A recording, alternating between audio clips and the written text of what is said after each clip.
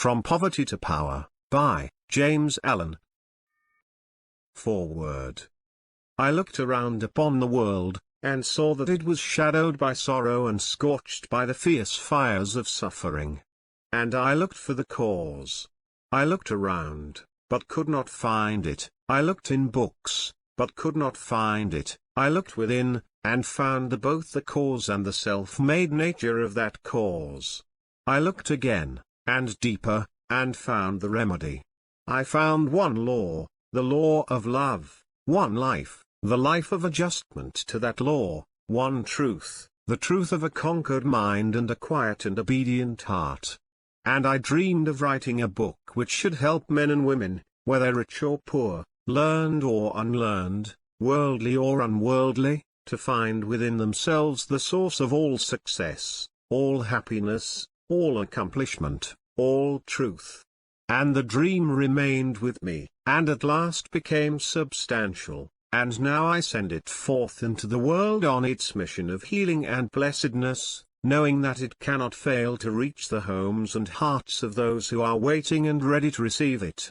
James Allen. Part 1. The Path of Prosperity. 1.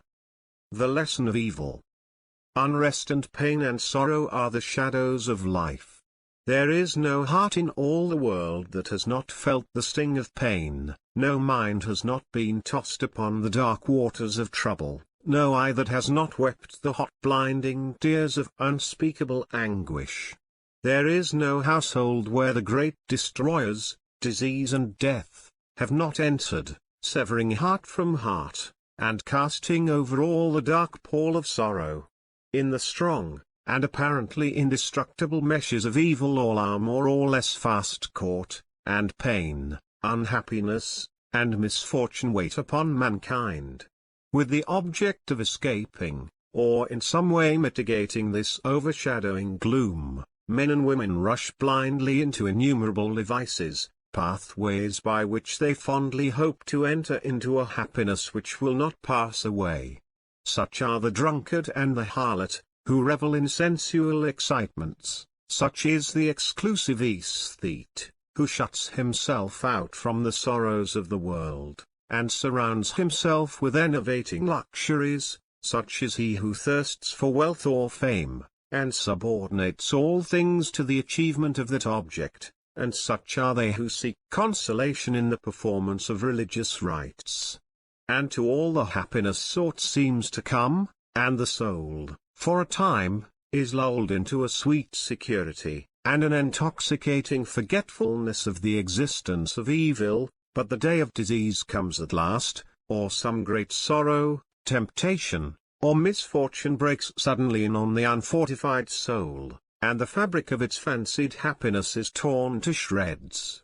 So over the head of every personal joy hangs the Damocletian sword of pain, ready, at any moment, to fall and crush the soul of him who is unprotected by knowledge. The child cries to be a man or woman, the man and woman sigh for the lost felicity of childhood. The poor man chafes under the chains of poverty by which he is bound, and the rich man often lives in fear of poverty, or scours the world in search of an elusive shadow he calls happiness.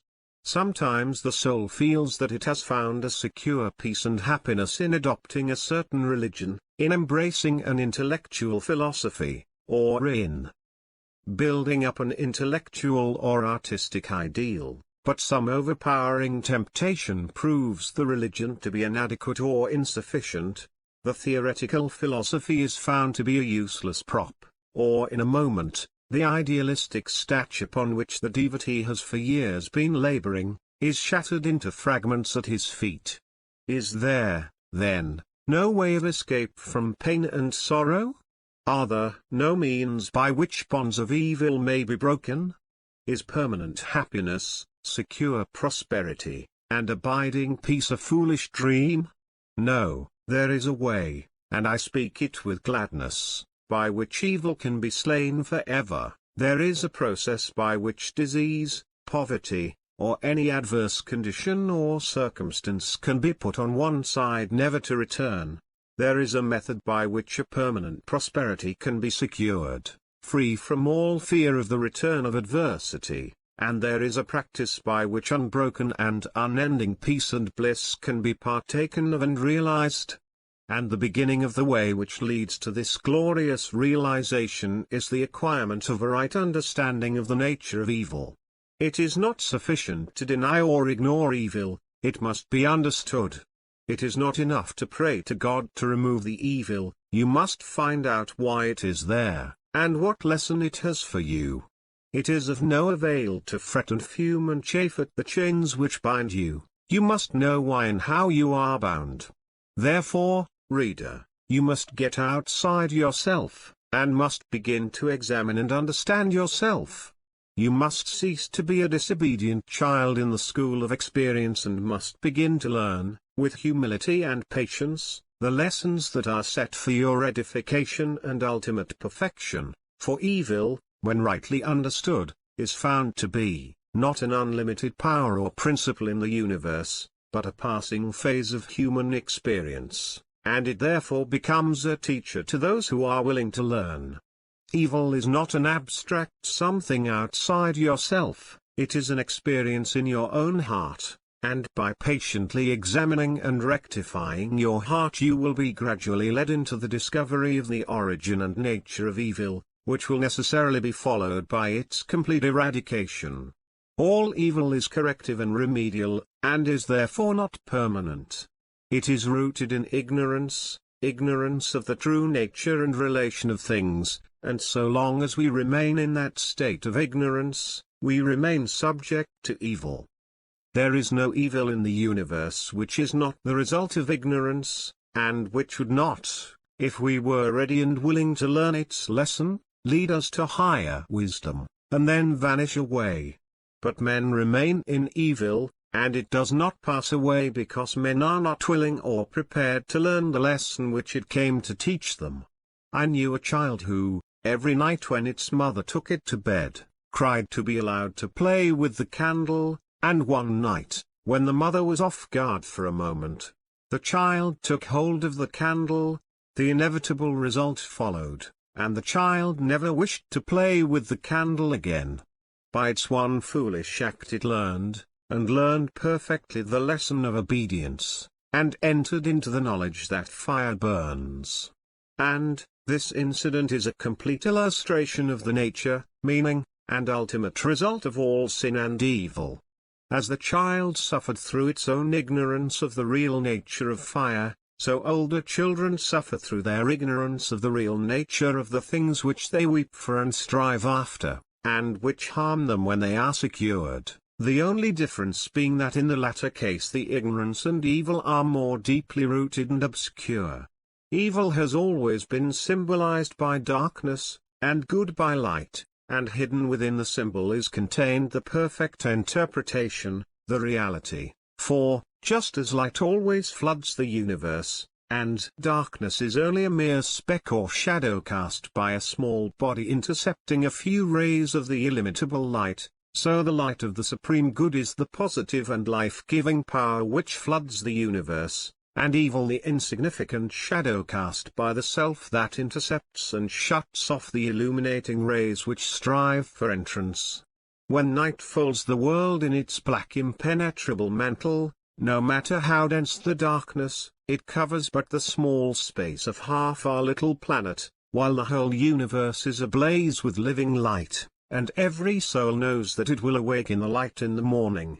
Know, then, that when the dark night of sorrow, pain, or misfortune settles down upon your soul, and you stumble along with weary and uncertain steps, that you are merely intercepting your own personal desires between yourself and the boundless light of joy and bliss, and the dark shadow that covers you is cast by none and nothing but yourself. And just as the darkness without is but a negative shadow, an unreality which comes from nowhere, goes to nowhere, and has no abiding dwelling place, so the darkness within is equally a negative shadow passing over the evolving and light-born soul. But, I fancy I hear someone say, why pass through the darkness of evil at all? Because, by ignorance, you have chosen to do so, and because, By doing so, you may understand both good and evil, and may the more appreciate the light by having passed through the darkness. As evil is the direct outcome of ignorance, so, when the lessons of evil are fully learned, ignorance passes away, and wisdom takes its place.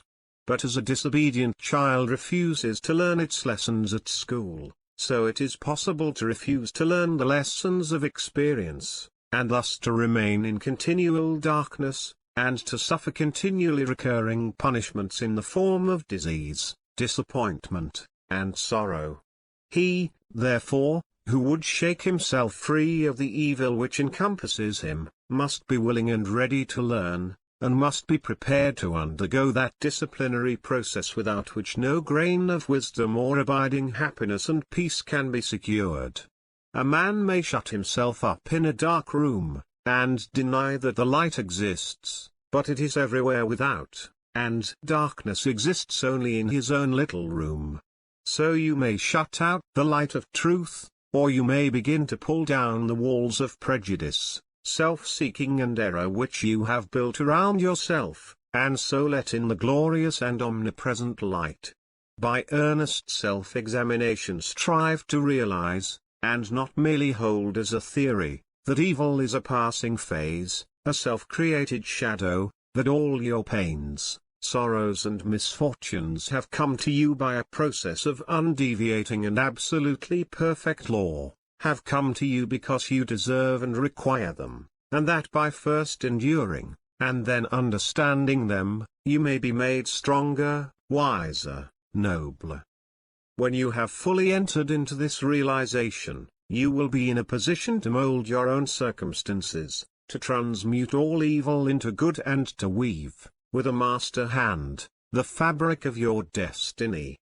What of the night, O watchman?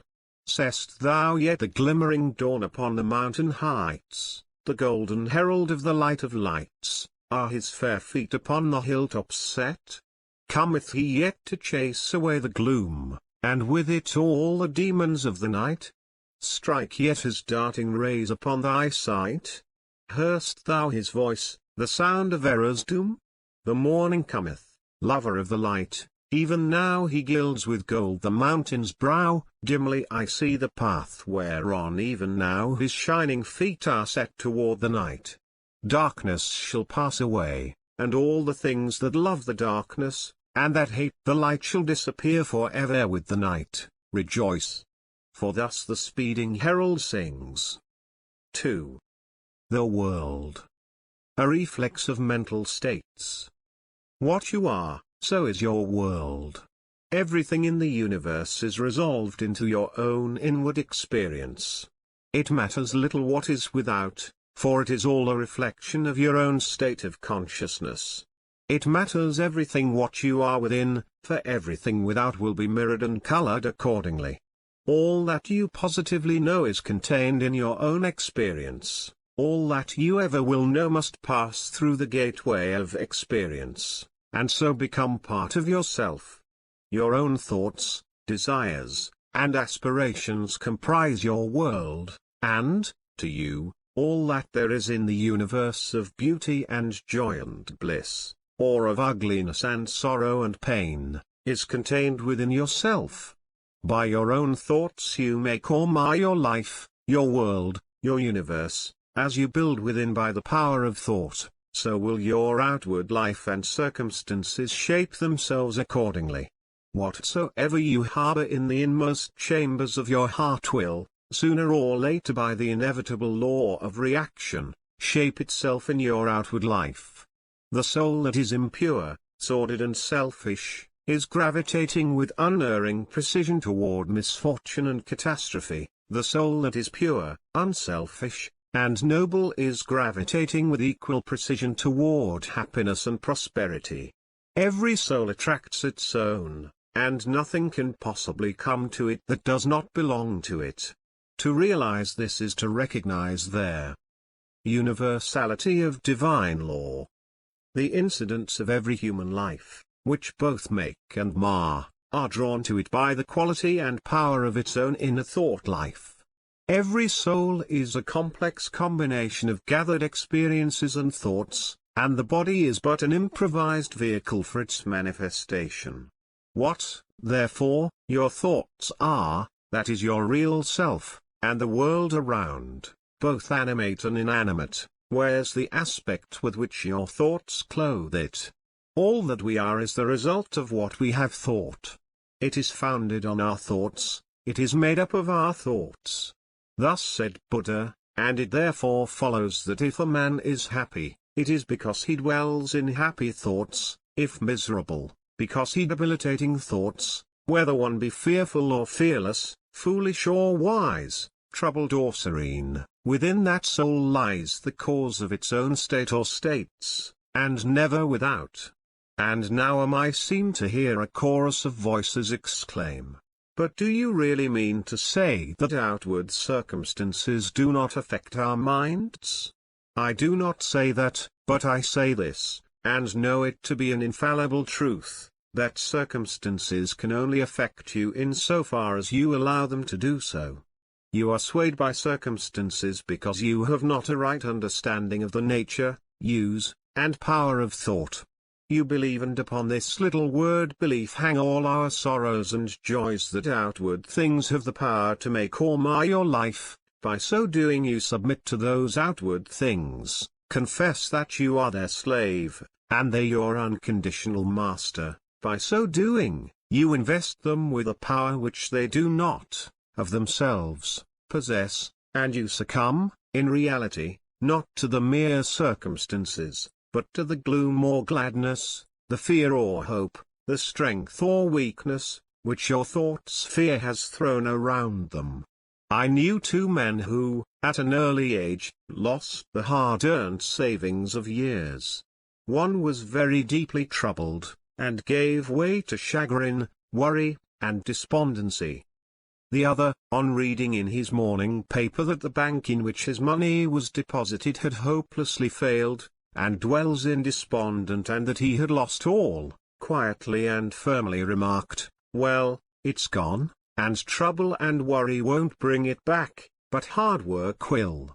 He went to work with renewed vigor, and rapidly became prosperous, while the former man, continuing to mourn the loss of his money, and to grumble at his bad luck, remained the sport and tool of adverse circumstances, in reality of his own weak and slavish thoughts.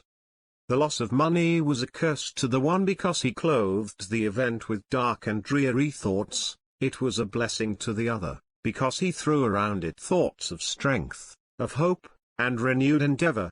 If circumstances had the power to bless or harm, they would bless and harm all men alike, but the fact that the same circumstances will be alike good and bad to different souls proves that the good or bad is not in the circumstance, but only in the mind of him that encounters it.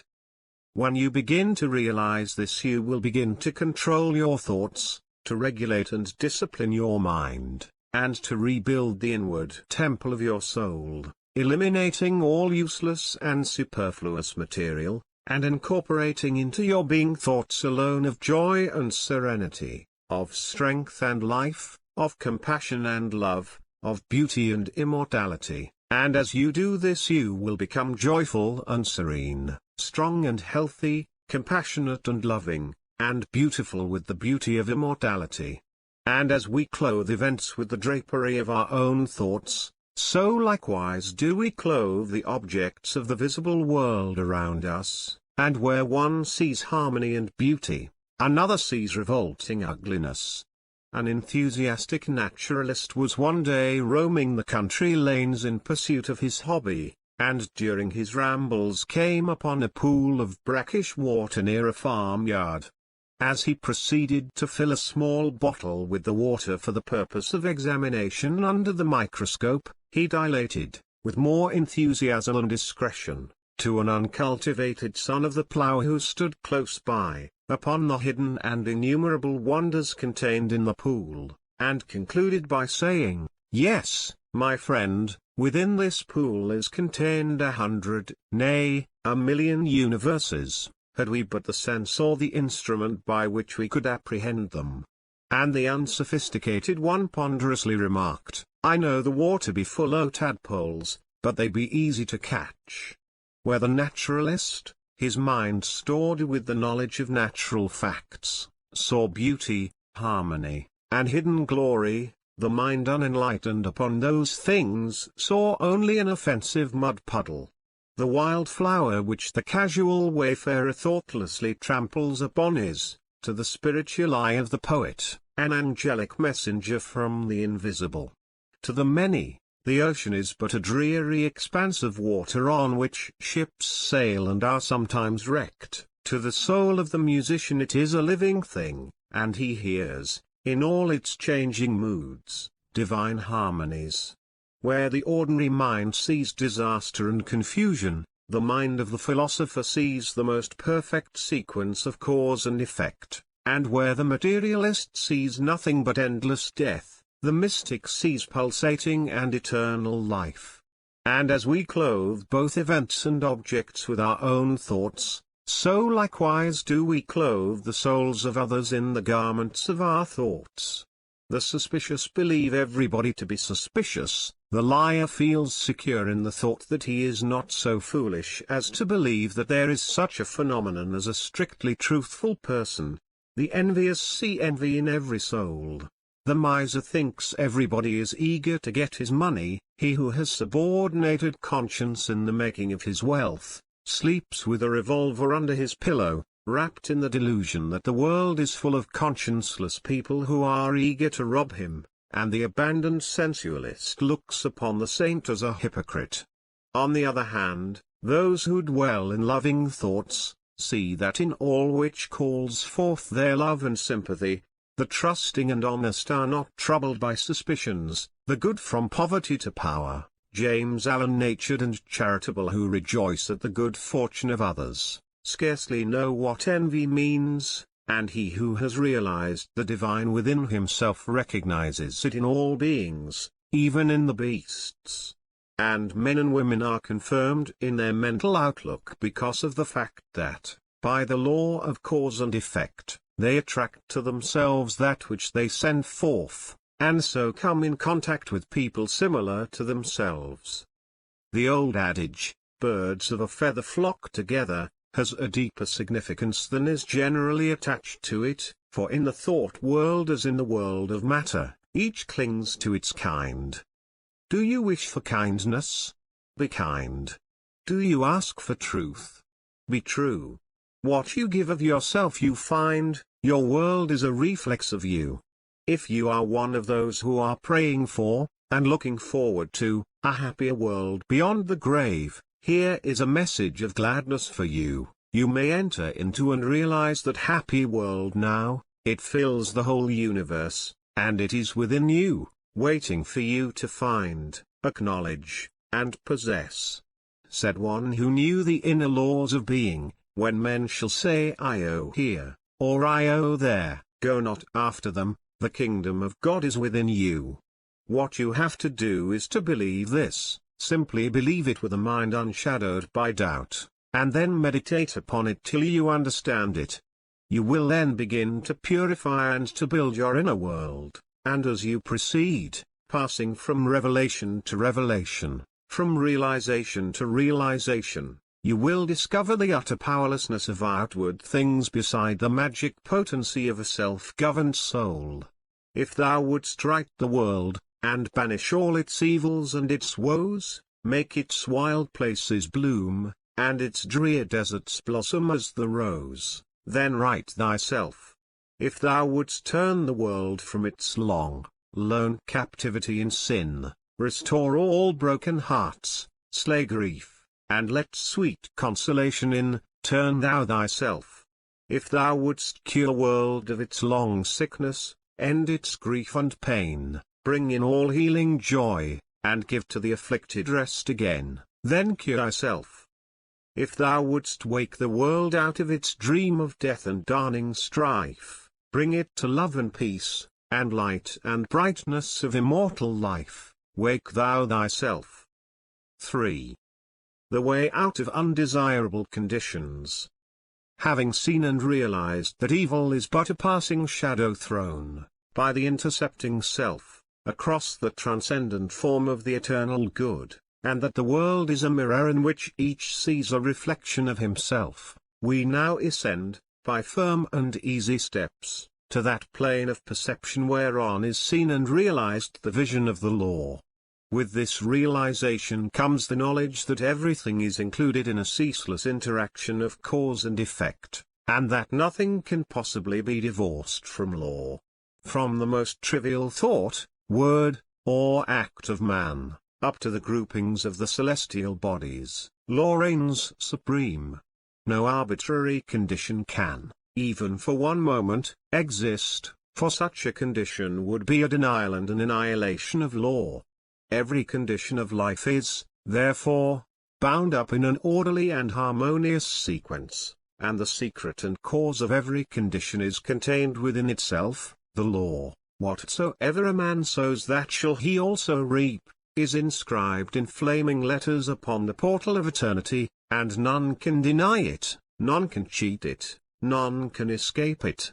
He who puts his hand in the fire must suffer the burning until such time as it has worked itself out, and neither curses nor prayers can avail to alter it. And precisely the same law governs the realm of mind. Hatred, anger, jealousy, envy, lust, covetousness, all these are fires which burn, and whoever even so much as touches them must suffer the torments of burning. All these conditions of mind are rightly called evil, for they are the efforts of the soul to subvert, in its ignorance, the law, and they, therefore, lead to chaos and confusion within, and are sooner or later actualized in the outward circumstances as disease, failure, and misfortune, coupled with grief, pain, and despair. Whereas love, gentleness, goodwill, purity, are cooling airs which breathe peace upon the soul that woes them, and, being in harmony with the eternal law, they become actualized in the form of health, peaceful surroundings, and undeviating success and good fortune. A thorough understanding of this great law which permeates the universe leads to the acquirement of that state of mind known as obedience. To know that justice, harmony, and love are supreme in the universe is likewise to know that all adverse and painful conditions are the result of our own disobedience to that law. Such knowledge leads to strength and power, and it is upon such knowledge alone that a true life and an enduring success and happiness can be built.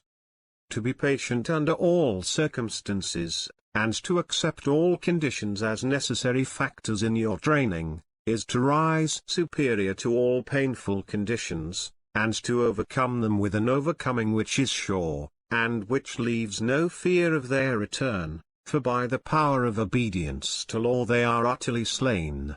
Such an obedient one is working in harmony with the law, has in fact, identified himself with the law, and whatsoever he conquers forever, whatsoever he builds can never be destroyed. The cause of all power, as of all weakness, is within, the secret of all happiness as of all misery is likewise within. There is no progress apart from unfoldment within, and no sure foothold of prosperity or peace except by orderly advancement in knowledge.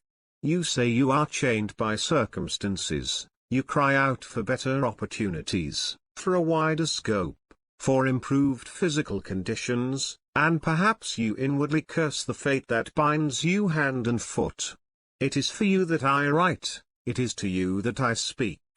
Listen, and let my words burn themselves into your heart, for that which I say to you is truth. You may bring about that improved condition in your outward life which you desire, if you will unswervingly resolve to improve your inner life. I know this pathway looks barren at its commencement. Truth always does. It is only error and delusion which are at first inviting and fascinating, but if you undertake to walk it, if you perseveringly discipline your mind, eradicating your weaknesses, and allowing your soul forces and spiritual powers to unfold themselves, you will be astonished at the magical changes which will be brought about in your outward life. As you proceed, golden opportunities will be strewn across your path, and the power and judgment to properly utilize them will spring up within you. Genial friends will come unbidden to you, sympathetic souls will be drawn to you as the needle is to the magnet, and books and all outward aids that you require will come to you unsought. Perhaps the chains of poverty hang heavily upon you, and you are friendless and alone, and you long with an intense longing that your load may be lightened, but the load continues, and you seem to be enveloped in an ever-increasing darkness. Perhaps you complain, you bewail your lot, you blame your birth, your parents, your employer, or the unjust powers who have bestowed upon you so undeservedly poverty and hardship, and upon another affluence and ease. Cease your complaining and fretting. None of these things which you blame are the cause of your poverty. The cause is within yourself, and where the cause is, there is the remedy. The very fact that you are a complainer, shows that you deserve your lot, shows that you lack that faith which is the ground of all effort and progress. There is no room for a complainer in the universe of law, and worry is soul suicide. By your very attitude of mind, you are strengthening the chains which bind you, and are drawing about you the darkness by which you are enveloped. Alter your outlook upon life, and your outward life will alter. Build yourself up in the faith and knowledge, and make yourself worthy of better surroundings and wider opportunities. Be sure, first of all, that you are making the best of what you have. Do not delude yourself into supposing that you can step into greater advantages whilst overlooking smaller ones, for if you could, the advantage would be impermanent and you would quickly fall back again in order to learn the lesson which you had neglected. As the child at school must master one standard before passing on to the next, so, before you can have that greater good which you so desire, must you faithfully employ that which you already possess. The parable of the talents is a beautiful story illustrative of this truth, for does it not plainly show that if we misuse, neglect, or degrade that which we possess, be it ever so mean and insignificant, even that little will be taken from us, for, by our conduct we show that we are unworthy of it. Perhaps you are living in a small cottage, and are surrounded by unhealthy and vicious influences. You desire a larger and more sanitary residence. Then you must fit yourself for such a residence by first of all making your cottage as far as possible a little paradise. Keep it spotlessly clean. Make it look as pretty and sweet as your limited means will allow. Cook your plain food with all care, and arrange your humble table as tastefully as you possibly can. If you cannot afford a carpet, let your rooms be carpeted with smiles and welcomes, fastened down with the nails of kind words driven in with the hammer of patience. Such a carpet will not fade in the sun, and constant use will never wear it away. By so ennobling your present surroundings you will rise above them, and above the need of them, and at the right time you will pass on into the better house and surroundings which have all along been waiting for you, and which you have fitted yourself to occupy. Perhaps you desire more time for thought and effort, and feel that your hours of labor are too hard and long. Then see to it that you are utilizing to the fullest possible extent what little spare time you have. It is useless to desire more time, if you are already wasting what little you have, for you would only grow more indolent and indifferent. Even poverty and lack of time and leisure are not the evils that you imagine they are, and if they hinder you in your progress, it is because you have clothed them in your own weaknesses, and the evil that you see in them is really in yourself. Endeavor to fully and completely realize that insofar as you shape and mold your mind, you are the maker of your destiny, and as, by the transmuting power of self-discipline you realize this more and more, you will come to see that these so-called evils may be converted into blessings. You will then utilize your poverty for the cultivation of patience, hope and courage. and your lack of time in the gaining of promptness of action and decision of mind, by seizing the precious moments as they present themselves for your acceptance. As in the rankest soil the most beautiful flowers are grown, so in the dark soil of poverty the choicest flowers of humanity have developed and bloomed. Where there are difficulties to cope with, and unsatisfactory conditions to overcome, the virtue most flourishes and manifests its glory.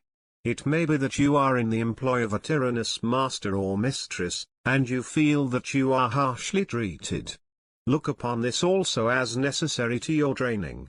Return your employer's unkindness with gentleness and forgiveness. Practice unceasingly patience and self-control. Turn the disadvantage to account by utilizing it for the gaining of mental and spiritual strength, and by your silent example and influence you will thus be teaching your employer, will be helping him to grow ashamed of his conduct, and will, at the same time, be lifting yourself up to that height of spiritual attainment by which you will be enabled to step into new and more congenial surroundings at the time when they are presented to you. Do not complain that you are a slave, but lift yourself up, by noble conduct, above the plane of slavery. Before complaining that you are a slave to another, be sure that you are not a slave to self. Look within, look searchingly, and have no mercy upon yourself. You will find there, perchance, slavish thoughts, slavish desires, and in your daily life and conduct slavish habits. Conquer these, cease to be a slave to self, and no man will have the power to enslave you. As you overcome self, you will overcome all adverse conditions, and every difficulty will fall before you. Do not complain that you are oppressed by the rich. Are you sure that if you gained riches you would not be an oppressor yourself? Remember that there is the eternal law which is absolutely just, and that he who oppresses today must himself be oppressed tomorrow, and from this there is no way of escape. And perhaps you, yesterday in some former existence were rich and an oppressor, and that you are now merely paying off the debt which you owe to the great law. Practice, therefore, fortitude and faith. Dwell constantly in mind upon the eternal justice, the eternal good. Endeavor to lift yourself above the personal and the transitory into the impersonal and permanent. Shake off the delusion that you are being injured or oppressed by another, and try to realize, by a profounder comprehension of your inner life, and the laws which govern that life, that you are only really injured by what is within you. There is no practice more degrading, debasing, and soul-destroying than that of self-pity. Cast it out from you. While such a canker is feeding upon your heart you can never expect to grow into a fuller life. Cease from the condemnation of others, and begin to condemn yourself. Condone none of your acts, desires or thoughts that will not bear comparison with spotless purity, or endure light of sinless good. By so doing you will be building your house upon the rock of the eternal, and all that is required for your happiness and well-being will come to you in its own time. There is positively no way of permanently rising above poverty, or any undesirable condition, except by eradicating those selfish and negative conditions within, of which these are the reflection, and by virtue of which they continue. The way to true riches is to enrich the soul by the acquisition of virtue. Outside of real heart virtue there is neither prosperity nor power, but only the appearances of these. I am aware that men make money who have acquired no measure of virtue, and have little desire to do so, but such money does not constitute true riches, and its possession is transitory and feverish. Here is David's testimony, for I was envious at the foolish when I saw the prosperity of the wicked. Their eyes stand out with fatness, they have more than heart could wish. Verily I have cleansed my heart in vain, and washed my hands in innocence. When I thought to know this it was too painful for me, until I went into the sanctuary of God, then understood I their end. The prosperity of the wicked was a great trial to David until he went into the sanctuary of God, and then he knew their end. You likewise may go into that sanctuary. It is within you. It is that state of consciousness which remains when all that is sordid, and personal, and impermanent is risen above, and universal and eternal principles are realized. That is the God state of consciousness. It is the sanctuary of the Most High. When by long strife and self-discipline, you have succeeded in entering the door of that holy temple, you will perceive, with unobstructed vision, the end and fruit of all human thought and endeavor, both good and evil. You will then no longer relax your faith when you see the immoral man accumulating outward riches, for you will know that he must come again to poverty and degradation. The rich man who is barren of virtue is, in reality, poor, and as surely as the waters of the river are drifting to the ocean, so surely is he, in the midst of all his riches, drifting towards poverty and misfortune, and though he die rich, yet must he return to reap the bitter fruit of all of his immorality. And though he become rich many times, yet as many times must he be thrown back into poverty, until, by long experience and suffering, he conquers the poverty within. But the man who is outwardly poor, yet rich in virtue, is truly rich, and, in the midst of all his poverty, he is surely traveling towards prosperity, and abounding joy and bliss await his coming. If you would become truly and permanently prosperous, you must first become virtuous. It is therefore unwise to aim directly at prosperity, to make it the one object of life, to reach out greedily for it. To do this is to ultimately defeat yourself. But rather aim at self-perfection, make useful and unselfish service the object of your life, and ever reach out hands of faith towards the supreme and unalterable good. You say you desire wealth, not for your own sake, but in order to do good with it, and to bless others. If this is your real motive in desiring wealth, then wealth will come to you, for you are strong and unselfish indeed if, in the midst of riches, you are willing to look upon yourself as steward and not as owner. But examine well your motive, for in the majority of instances where money is desired for the admitted object of blessing others, the real underlying motive is a love of popularity, and a desire to pose as a philanthropist or reformer.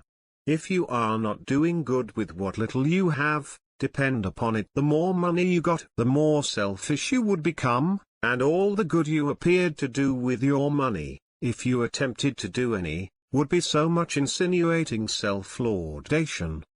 If your real desire is to do good, there is no need to wait for money before you do it. You can do it now, this very moment, and just where you are. If you are really so unselfish as you believe yourself to be, you will show it by sacrificing yourself for others now. No matter how poor you are, there is room for self-sacrifice, for did not the widow put her all into the treasury?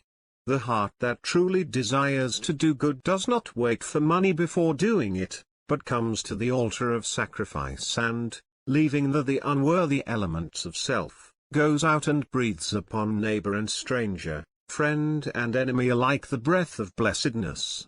As the effect is related to the cause, so is prosperity and power related to the inward good and poverty and weakness to the inward evil. Money does not constitute true wealth, nor position, nor power, and to rely upon it alone is to stand upon a slippery place. Your true wealth is your stock of virtue, and your true power the uses to which you put it. Rectify your heart, and you will rectify your life.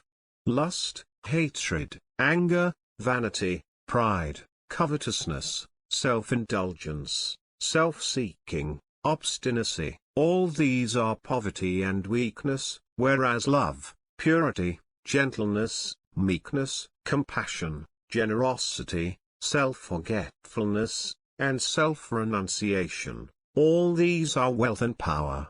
As the elements of poverty and weakness are overcome, An irresistible and all-conquering power is evolved from within, and he who succeeds in establishing himself in the highest virtue, brings the whole world to his feet.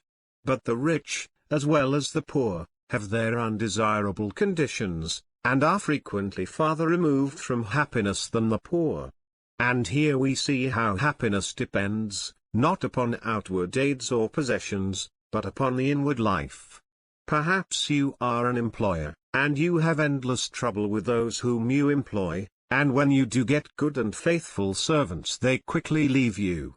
As a result you are beginning to lose, or have completely lost, your faith in human nature. You tried to remedy matters by giving better wages, and by allowing certain liberties, yet matters remain unaltered. Let me advise you. The secret of all your trouble is not in your servants, it is in yourself, and if you look within, with a humble and sincere desire to discover and eradicate your error, you will, sooner or later, find the origin of all your unhappiness. It may be some selfish desire, or lurking suspicion, or unkind attitude of mind which sends out its poison upon those about you, and reacts upon yourself, even though you may not show it in your manner or speech. Think of your servants with kindness, consider of them that extremity of service which you yourself would not care to perform were you in their place. Rare and beautiful is that humility of soul by which a servant entirely forgets himself in his master's good. But far rarer, and beautiful with a divine beauty, is that nobility of soul by which a man, forgetting his own happiness, seeks the happiness of those who are under his authority, and who depend upon him for their bodily sustenance. And such a man's happiness is increased tenfold, nor does he need to complain of those whom he employs. Said a well-known and extensive employer of labor, who never needs to dismiss an employee, "I have always had the happiest relations with my work people. If you ask me how it is to be accounted for, I can only say that it has been my aim from the first to do to them as I would wish to be done by." Herein lies the secret by which all desirable conditions are secured, and all that are undesirable are overcome. Do you say that you are lonely and unloved, and have not a friend in the world? Then, I pray you, for the sake of your own happiness, blame nobody but yourself. Be friendly towards others, and friends will soon flock round you. Make yourself pure and lovable, and you will be loved by all. Whatever conditions are rendering your life burdensome, you may pass out of and beyond them by developing and utilizing within you the transforming power of self-purification and self-conquest. Be it the poverty which galls, and remember that the poverty upon which I have been dilating is that poverty which is a source of misery, and not that voluntary poverty which is the glory of emancipated souls, or the riches which burden, or the many misfortunes, griefs, and annoyances which form the dark background in the web of life. You may overcome them by overcoming the selfish elements within which give them life. It matters not that by the unfailing law, there are past thoughts and acts to work out and to atone for, as, by the same law, we are setting in motion, during every moment of our life, fresh thoughts and acts, and we have the power to make them good or ill. Nor does it follow that if a man reaping what he has sown must lose money or forfeit position, that he must also lose his fortitude or forfeit his uprightness, and it is in these that his wealth and power and happiness are to be found. He who clings to self is his own enemy and is surrounded by enemies. He who relinquishes self is his own savior, and is surrounded by friends like a protecting belt. Before the divine radiance of a pure heart all darkness vanishes and all clouds melt away, and he who has conquered self has conquered the universe. Come, then, out of your poverty, come out of your pain, come out of your troubles, and sighings, and complainings, and heartaches, and loneliness by coming out of yourself. Let the old tattered garment of your petty selfishness fall from you, and put on the new garment of universal love. You will then realize the inward heaven, and it will be reflected in all your outward life. He who sets his foot firmly upon the path of self-conquest, who walks, aided by the staff of faith, the highway of self-sacrifice, will assuredly achieve the highest prosperity, and will reap abounding and enduring joy and bliss. To them that seek the highest good all things subserve the wisest ends, naught comes as ill, and wisdom lends wings to all shapes of evil brood. The dawning sorrow veils a star that waits to shine with gladsome light, hell waits on heaven, and after night comes golden glory from afar. Defeats our steps by which we climb with purer aim to nobler ends, loss leads to gain, and joy attends true footsteps up the hills of time. Pain leads to paths of holy bliss, to thoughts and words and deeds divine, and clouds that gloom and rays that shine, along life's upward highway kiss. Misfortune does but cloud the way whose end and summit in the sky of bright success, sun-kissed and high, awaits our seeking and our stay. The heavy pall of doubts and fears that clouds the valley of our hopes, the shades with which the spirit copes, the bitter harvesting of tears, the heartaches, miseries, and griefs, the bruisings born of broken ties, all these are steps by which we rise to living ways of sound beliefs. Love, pitying, watchful, runs to meet the pilgrim from the land of fate, all glory and all good await the coming of obedient feet. 4. The silent power of thought, controlling and directing one's forces.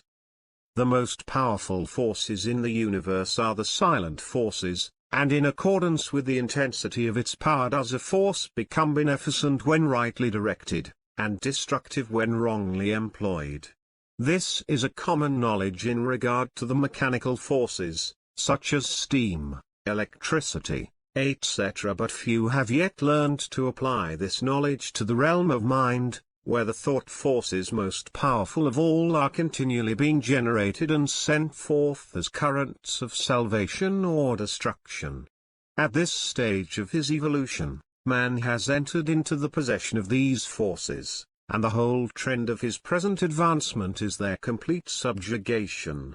All the wisdom possible to man on this material earth is to be found only in complete self-mastery, and the command, "Love your enemies," resolves itself into an exhortation to enter here and now, into the possession of that sublime wisdom by taking hold of, mastering and transmuting, those mind forces to which man is now slavishly subject, and by which he is helplessly borne, like a straw on the stream, upon the currents of selfishness. The Hebrew prophets, with their perfect knowledge of the supreme law, always related outward events to inward thought, and associated national disaster or success with the thoughts and desires that dominated the nation at the time. The knowledge of the causal power of thought is the basis of all their prophecies, as it is the basis of all real wisdom and power. National events are simply the working out of the psychic forces of the nation.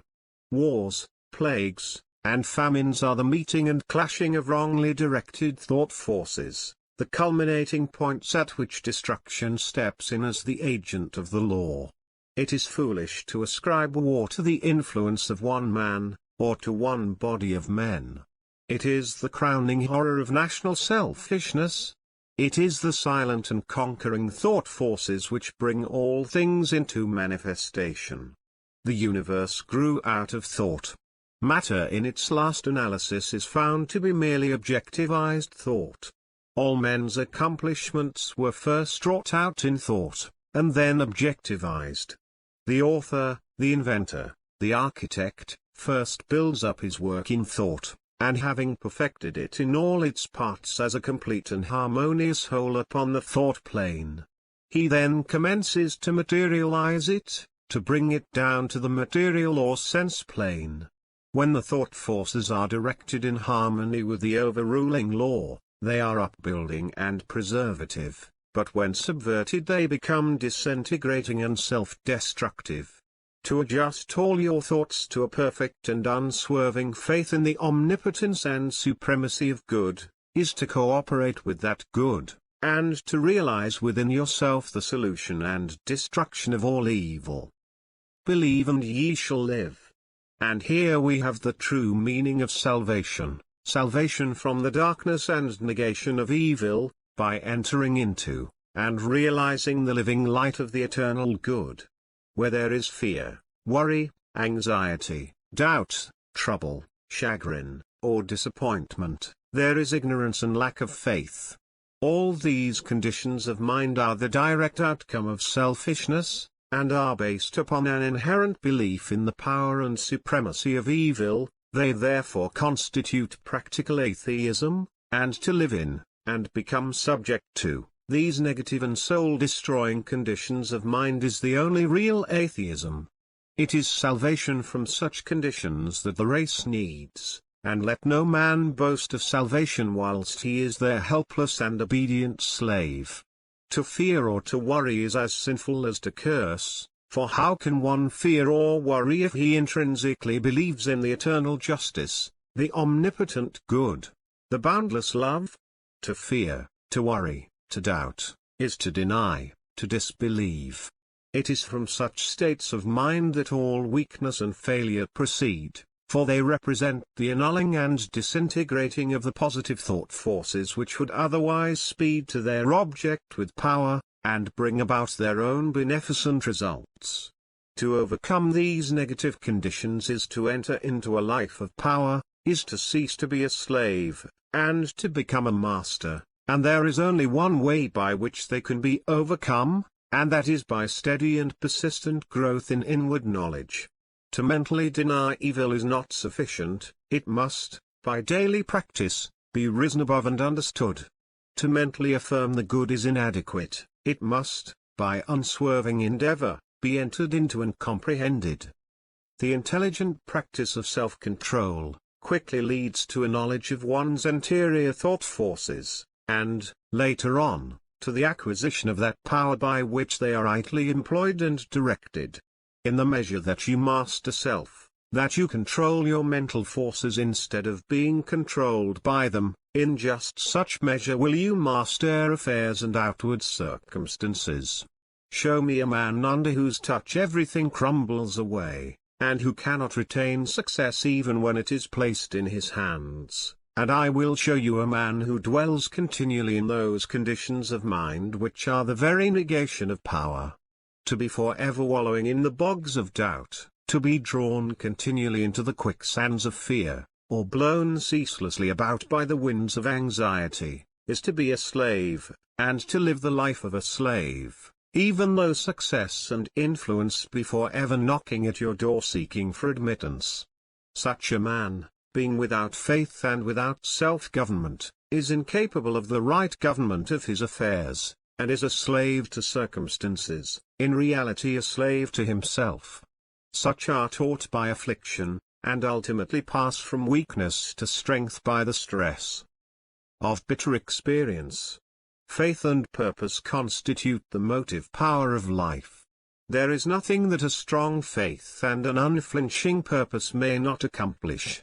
By the daily exercise of silent faith, the thought forces are gathered together, and by the daily strengthening of silent purpose, those forces are directed toward the object of accomplishment. Whatever your position in life may be, before you can hope to enter into any measure of success, usefulness, and power, you must learn how to focus your thought forces by cultivating calmness and repose. It may be that you are a businessman, and you are suddenly confronted with some overwhelming difficulty or probable disaster. You grow fearful and anxious, and are at your wits' end. To persist in such a state of mind would be fatal, for when anxiety steps in, correct judgment passes out. Now if you will take advantage of a quiet hour or two in the early morning or at night, then go away to some solitary spot, or to some room in your house where you know you will be absolutely free from intrusion, and, having seated yourself in an easy attitude, you forcibly direct your mind right away from the object of anxiety by dwelling upon something in your life that is pleasing and bliss-giving. A calm, reposeful strength will gradually steal into your mind, and your anxiety will pass away. Upon the instant that you find your mind reverting to the lower plane of worry, bring it back again, and re-establish it on the plane of peace and strength. When this is fully accomplished, you may then concentrate your whole mind upon the solution of your difficulty, and what was intricate and insurmountable to you in your hour of anxiety will be made plain and easy, and you will see, with that clear vision and perfect judgment which belong only to a calm and untroubled mind, the right course to pursue and the proper end to be brought about. It may be that you will have to try day after day before you will be able to perfectly calm your mind, but if you persevere you will certainly accomplish it. And the course which is presented to you in the Tower of Calmness must be carried out. Doubtless, when you are again involved in the business of the day, and worries again creep in and begin to dominate you, you will begin to think that the course is a wrong or foolish one, but do not heed such suggestions. Be guided absolutely and entirely by the vision of calmness, and not by the shadows of anxiety. The hour of calmness is the hour of illumination and correct judgment. By such a course of mental discipline the scattered thought forces are reunited, and directed, like the rays of the searchlight, upon the problem at issue, with the result that it gives way before them. There is no difficulty, however great, but will yield before a calm and powerful concentration of thought, and no legitimate object but may be speedily actualized by the intelligent use and direction of one's soul forces. Not until you have gone deeply and searchingly into your inner nature, and have overcome many enemies that lurk there, can you have any approximate conception of the subtle power of thought, of its inseparable relation to outward and material things, or of its magical potency, when rightly poised and directed, in readjusting and transforming the life conditions. Every thought you think is a force sent out, and in accordance with its nature and intensity will it go out to seek a lodgment in minds receptive to it, and will react upon yourself for good or evil. There is ceaseless reciprocity between mind, and a continual interchange of thought forces. Selfish and disturbing thoughts are so many malignant and destructive forces, messengers of evil, sent out to stimulate and augment the evil in other minds, which in turn send them back upon you with added power. While thoughts that are calm, pure, and unselfish are so many angelic messengers sent out into the world with health, healing, and blessedness upon their wings, counteracting the evil forces, pouring the oil of joy upon the troubled waters of anxiety and sorrow, and restoring to broken hearts their heritage of immortality. Think good thoughts, and they will quickly become actualized in your outward life in the form of good conditions. Control your soul forces, and you will be able to shape your outward life as you will. The difference between a savior and a sinner is this, that the one has a perfect control of all the forces within him, the other is dominated and controlled by them. There is absolutely no other way to true power and abiding peace, but by self-control, self-government, self-purification. To be at the mercy of your disposition is to be impotent, unhappy, and of little real use in the world. The conquest of your petty likes and dislikes, your capricious loves and hates, your fits of anger, suspicion, jealousy, and all the changing moods to which you are more or less helplessly subject, this is the task you have before you if you would weave into the web of life the golden threads of happiness and prosperity. Insofar as you are enslaved by the changing moods within you, will you need to depend upon others and upon outward aids as you walk through life. If you would walk firmly and securely, and would accomplish any achievement, you must learn to rise above and control all such disturbing and retarding vibrations. You must daily practice the habit of putting your mind at rest, going into the silence, as it is commonly called. This is a method of replacing a troubled thought with one of peace, a thought of weakness with one of strength. Until you succeed in doing this, you cannot hope to direct your mental forces upon the problems and pursuits of life with any appreciable measure of success. It is a process of diverting one's scattered forces into one powerful channel. Just as a useless marsh may be converted into a field of golden corn or a fruitful garden by draining and directing the scattered and harmful streams into one well-cut channel, so, he who acquires calmness, and subdues and directs the thought currents within himself, saves his soul, and fructifies his heart and life. As you succeed in gaining mastery over your impulses and thoughts, you will begin to feel, growing up within you, a new and silent power, and a settled feeling of composure and strength will remain with you. Your latent powers will begin to unfold themselves, and whereas formerly your efforts were weak and ineffectual, you will now be able to work with that calm confidence which commands success. And along with this new power and strength, there will be awakened within you that interior illumination known as intuition, and you will walk no longer in darkness and speculation, but in light and certainty. With the development of this soul vision, judgment and mental penetration will be incalculably increased, and there will evolve within you that prophetic vision by the aid of which you will be able to sense coming events, and to forecast, with remarkable accuracy, the result of your efforts. And in just the measure that you alter from within will your outlook upon life alter, and as you alter your mental attitude towards others, they will alter in their attitude and conduct toward you. As you rise above the lower, debilitating, and destructive thought forces, you will come in contact with the positive, strengthening, and upbuilding currents generated by strong, pure, and noble minds. Your happiness will be immeasurably intensified, and you will begin to realize the joy, strength, and power, which are born only of self-mastery. And this joy, strength, and power will be continually radiating from you, and without any effort on your part. Nay, though you are utterly unconscious of it, strong people will be drawn toward you, influence will be put into your hands, and in accordance with your altered thought world will outward events shape themselves.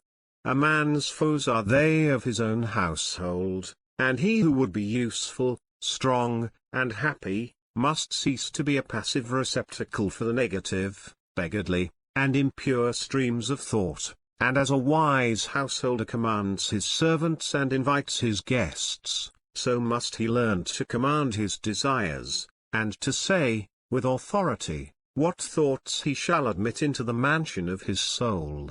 Even a very partial success in self-mastery adds greatly to one's power, and he who succeeds in perfecting this divine accomplishment, enters into possession of undreamed-of wisdom and inward strength and peace, and realizes that all the forces of the universe aid and protect his footsteps who is master of his soul. Would you scale the highest heaven, would you pierce the lowest hell, live in dreams of constant beauty, or in basest thinkings dwell? For your thoughts are heaven above you, and your thoughts are hell below. Bliss is not, except in thinking, torment naught but thought can know.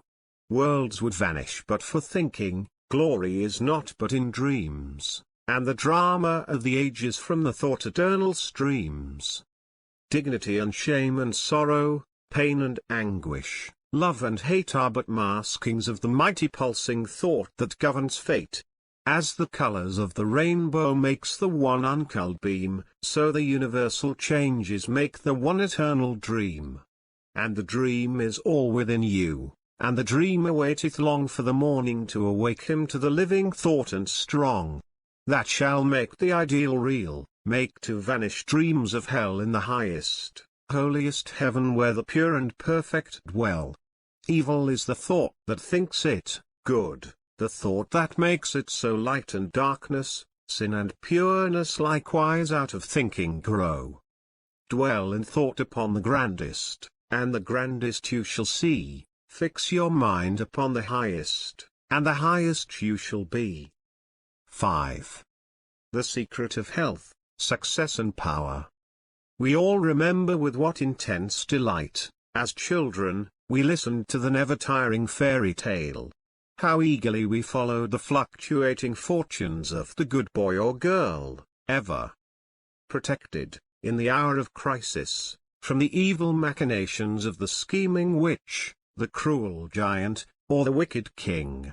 And our little hearts never faltered for the fate of the hero or heroine, nor did we doubt their ultimate triumph over all their enemies, for we knew that the fairies were infallible, and that they would never desert those who had consecrated themselves to the good and the true.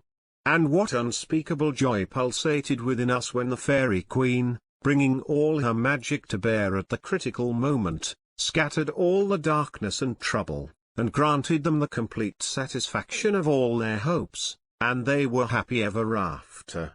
With the accumulating years, and an ever-increasing intimacy with the so-called realities of life, our beautiful fairy world became obliterated, and its wonderful inhabitants were relegated, in the archives of memory, to the shadowy and unreal.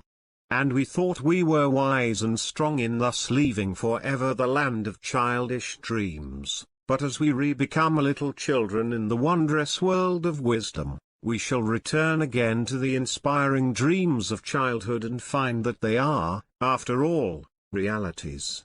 The fairy folk, so small and nearly always invisible, yet possessed of an all-conquering and magical power, who bestow upon the good, health, wealth, and happiness, along with all the gifts of nature in lavish profusion, start again into reality and become immortalized in the soul realm of him who, by growth in wisdom, has entered into a knowledge of the power of thought, and the laws which govern the inner world of being. To him the fairies live again as thought people, thought messengers, thought powers working in harmony with the overruling good. And they who, day by day, endeavor to harmonize their hearts with the heart of the supreme good, do in reality acquire true health, wealth, and happiness. There is no protection to compare with goodness, and by goodness I do not mean a mere outward conformity to the rules of morality, I mean pure thought, noble aspiration, unselfish love, and freedom from vainglory. To dwell continually in good thoughts, is to throw around oneself a psychic atmosphere of sweetness and power which leaves its impress upon all who come in contact with it. As the rising sun puts to rout the helpless shadows, so are all the impotent forces of evil put to flight by the searching rays of positive thought which shine forth from a heart made strong in purity and faith. Where there is sterling faith and uncompromising purity there is health, there is success, there is power. In such a one, disease, failure, and disaster can find no lodgment, for there is nothing on which they can feed. Even physical conditions are largely determined by mental states, and to this truth the scientific world is rapidly being drawn. The old, materialistic belief that a man is what his body makes him, is rapidly passing away, and is being replaced by the inspiring belief that man is superior to his body, and that his body is what he makes it by the power of thought. Men everywhere are ceasing to believe that a man is despairing because he is dyspeptic, and are coming to understand that he is dyspeptic because he is despairing, and in their near future, the fact that all disease has its origin in the mind will become common knowledge. There is no evil in the universe but has its root and origin in the mind, and sin, sickness, sorrow, and affliction do not, in reality, belong to the universal order, are not inherent in the nature of things, but are the direct outcome of our ignorance of the right relations of things. According to tradition, there once lived, in India, a school of philosophers who led a life of such absolute purity and simplicity that they commonly reached the age of 150 years, and to fall sick was looked upon by them as an unpardonable disgrace, for it was considered to indicate a violation of law. The sooner we realize and acknowledge that sickness, far from being the arbitrary visitation of an offended God, or the test of an unwise providence, is the result of our own error or sin, the sooner shall we enter upon the highway of health. Disease comes to those who attract it, to those whose minds and bodies are receptive to it, and flees from those whose strong, pure, and positive thought sphere generates healing and life-giving currents. If you are given to anger, worry, jealousy, greed, or any other inharmonious state of mind, and expect perfect physical health, you are expecting the impossible, for you are continually sowing the seeds of disease in your mind. Such conditions of mind are carefully shunned by the wise man, for he knows them to be far more dangerous than a bad drain or an infected house. If you would be free from all physical aches and pains, and would enjoy perfect physical harmony, then put your mind in order, and harmonize your thoughts. Think joyful thoughts, think loving thoughts, let the elixir of goodwill course through your veins, and you will need no other medicine. Put away your jealousies, your suspicions, your worries, your hatreds, your selfish indulgences, and you will put away your dyspepsia, your biliousness, your nervousness and aching joints. If you will persist in clinging to these debilitating and demoralizing habits of mind, then do not complain when your body is laid low with sickness. The following story illustrates the close relation that exists between habits of mind and bodily conditions. A certain man was afflicted with a painful disease, and he tried one physician after another, but all to no purpose. He then visited towns which were famous for their curative waters, and after having bathed in them all, his disease was more painful than ever. One night he dreamed that a presence came to him and said, "Brother, hast thou tried all the means of cure?" And he replied, "I have tried all." "Nay," said the presence, "come with me, and I will show thee a healing bath which has escaped thy notice." The afflicted man followed, and the presence led him to a clear pool of water, and said, "Plunge thyself in this water and thou shalt surely recover," and thereupon vanished. The man plunged into the water, and on coming out, his disease had left him, and at the same moment he saw written above the pool a word "renounce." Upon waking, the full meaning of his dream flashed across his mind, and looking within he discovered that he had, all along, been a victim to a sinful indulgence, and he vowed that he would renounce it forever. He carried out his vow, and from that day his affliction began to leave him, and in a short time he was completely restored to health. Many people complain that they have broken down through overwork. In the majority of such cases the breakdown is more frequently the result of foolishly wasted energy. If you would secure health you must learn to work without friction. To become anxious or excited, or to worry over needless details is to invite a breakdown. Work, whether of brain or body, is beneficial and health-giving, and the man who can work with a steady and calm persistency, freed from all anxiety and worry, and with his mind utterly oblivious to all but the work he has in hand, will not only accomplish far more than the man who is always hurried and anxious, but he will retain his health, a boon which the other quickly forfeits. True health and true success go together, for they are inseparably intertwined in the thought realm. As mental harmony produces bodily health, so it also leads to a harmonious sequence in the actual working out of one's plans. Order your thoughts and you will order your life. Pour the oil of tranquility upon the turbulent waters of the passions and prejudices, and the tempests of misfortune, howsoever they may threaten, will be powerless to wreck the bark of your soul, as it threads its way across the ocean of life. And if that bark be piloted by a cheerful and never-failing faith its course will be doubly sure, and many perils will pass it by which would otherwise attack it. By the power of faith every enduring work is accomplished. Faith in the Supreme, faith in the overruling law, faith in your work, and in your power to accomplish that work. Here is the rock upon which you must build if you would achieve, if you would stand and not fall. To follow, under all circumstances, the highest promptings within you, to be always true to the divine self, to rely upon the inward light, the inward voice, and to pursue your purpose with a fearless and restful heart, believing that the future will yield unto you the meed of every thought and effort, knowing that the laws of the universe can never fail, and that your own will come back to you with mathematical exactitude. This is faith and the living of faith.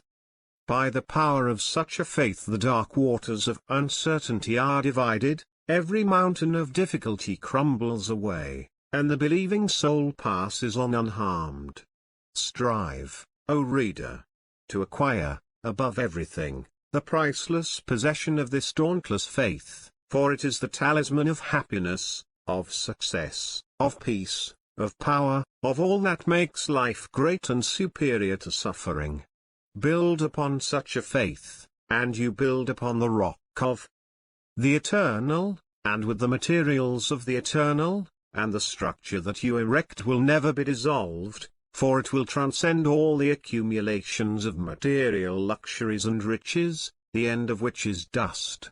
Whether you are hurled into the depths of sorrow or lifted upon the heights of joy, ever retain your hold upon this faith, ever return to it as your rock of refuge, and keep your feet firmly planted upon its immortal and immovable base.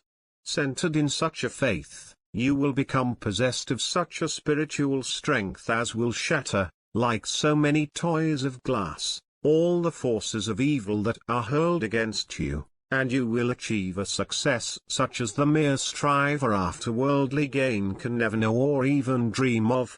If ye have faith, and doubt not, ye shall not only do this, but if ye shall say unto this mountain, Be thou removed and be thou cast into the sea, it shall be done. There are those today, men and women tabernacled in flesh and blood, who have realized this faith, who live in it and by it day by day, and who, having put it to the uttermost test, have entered into the possession of its glory and peace. Such have sent out the word of command, and the mountains of sorrow and disappointment, of mental weariness and physical pain have passed from them, and have been cast into the sea of oblivion. If you will become possessed of this faith, you will not need to trouble about your success or failure, and success will come. You will not need to become anxious about results, but will work joyfully and peacefully, knowing that right thoughts and right efforts will inevitably bring about right results. I know a lady who has entered into many blissful satisfactions, and recently a friend remarked to her, "Oh, how fortunate you are! You only have to wish for a thing, and it comes to you." And it did, indeed, appear so on the surface, but in reality all the blessedness that has entered into this woman's life is the direct outcome of the inward state of blessedness which she has, throughout life, been cultivating and training toward perfection. Mere wishing brings nothing but disappointment, it is living that tells. The foolish wish and grumble, the wise work and wait. And this woman had worked without and within, but especially within upon heart and soul, and with the invisible hands of the Spirit she had built up, with the precious stones of faith, hope, joy, devotion, and love, a fair temple of light, whose glorifying radiance was ever round about her. It beamed in her eye, it shone through her countenance, it vibrated in her voice, and all who came into her presence felt its captivating spell. And as with her, so with you. Your success, your failure, your influence, your whole life you carry about with you, for your dominant trends of thought are the determining factors in your destiny. Send forth loving, stainless, and happy thoughts, and blessings will fall into your hands. and your table will be spread with the cloth of peace. Send forth hateful, impure, and unhappy thoughts, and curses will rain down upon you, and fear and unrest will wait upon your pillow. You are the unconditional maker of your fate, be that fate what it may. Every moment you are sending forth from you the influences which will make or mar your life. Let your heart grow large and loving and unselfish, and great and lasting will be your influence and success, even though you make little money. Confine it within the narrow limits of self-interest, and even though you become a millionaire, your influence and success, at the final reckoning, will be found to be utterly insignificant. Cultivate, then, this pure and unselfish spirit, and combine with purity and faith, singleness of purpose, and you are evolving from within the elements, not only of abounding health and enduring success, but of greatness and power. If your present position is distasteful to you, and your heart is not in your work, nevertheless perform your duties with scrupulous diligence, and whilst resting your mind in the idea that the better position and greater opportunities are waiting for you, ever keep an active mental outlook for budding possibilities, so that when the critical moment arrives, and the new channel presents itself, you will step into it with your mind fully prepared for the undertaking, and with that intelligence and foresight which is born of mental discipline. Whatever your task may be, concentrate your whole mind upon it, throw into it all the energy of which you are capable. The faultless completion of small tasks leads inevitably to larger tasks. See to it that you rise by steady climbing, and you will never fall. And herein lies the secret of true power. Learn, by constant practice, how to husband your resources, and to concentrate them, at any moment, upon a given point. The foolish waste all their mental and spiritual energy in frivolity, foolish chatter, or selfish argument, not to mention wasteful physical excesses. If you would acquire overcoming power, you must cultivate poise and passivity. You must be able to stand alone. All power is associated with immovability. The mountain, the massive rock, the storm-dried oak, all speak to us of power, because of their combined solitary grandeur and defiant fixity, while the shifting sand, the yielding twig, and the waving reed speak to us of weakness, because they are movable and non-resistant, and are utterly useless when detached from their fellows.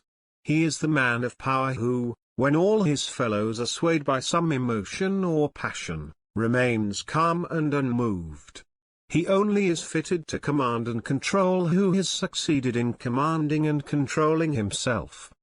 The hysterical, the fearful, the thoughtless and frivolous, let such seek company, or they will fall for lack of support, but the calm, the fearless, the thoughtful, and let such seek the solitude of the forest, the desert, and the mountain top, and to their power more power will be added, and they will more and more successfully stem the psychic currents and whirlpools which engulf mankind. Passion is not power, it is the abuse of power, the dispersion of power. Passion is like a furious storm which beats fiercely and wildly upon the embattled rock, whilst power is like the rock itself, which remains silent and unmoved through it all.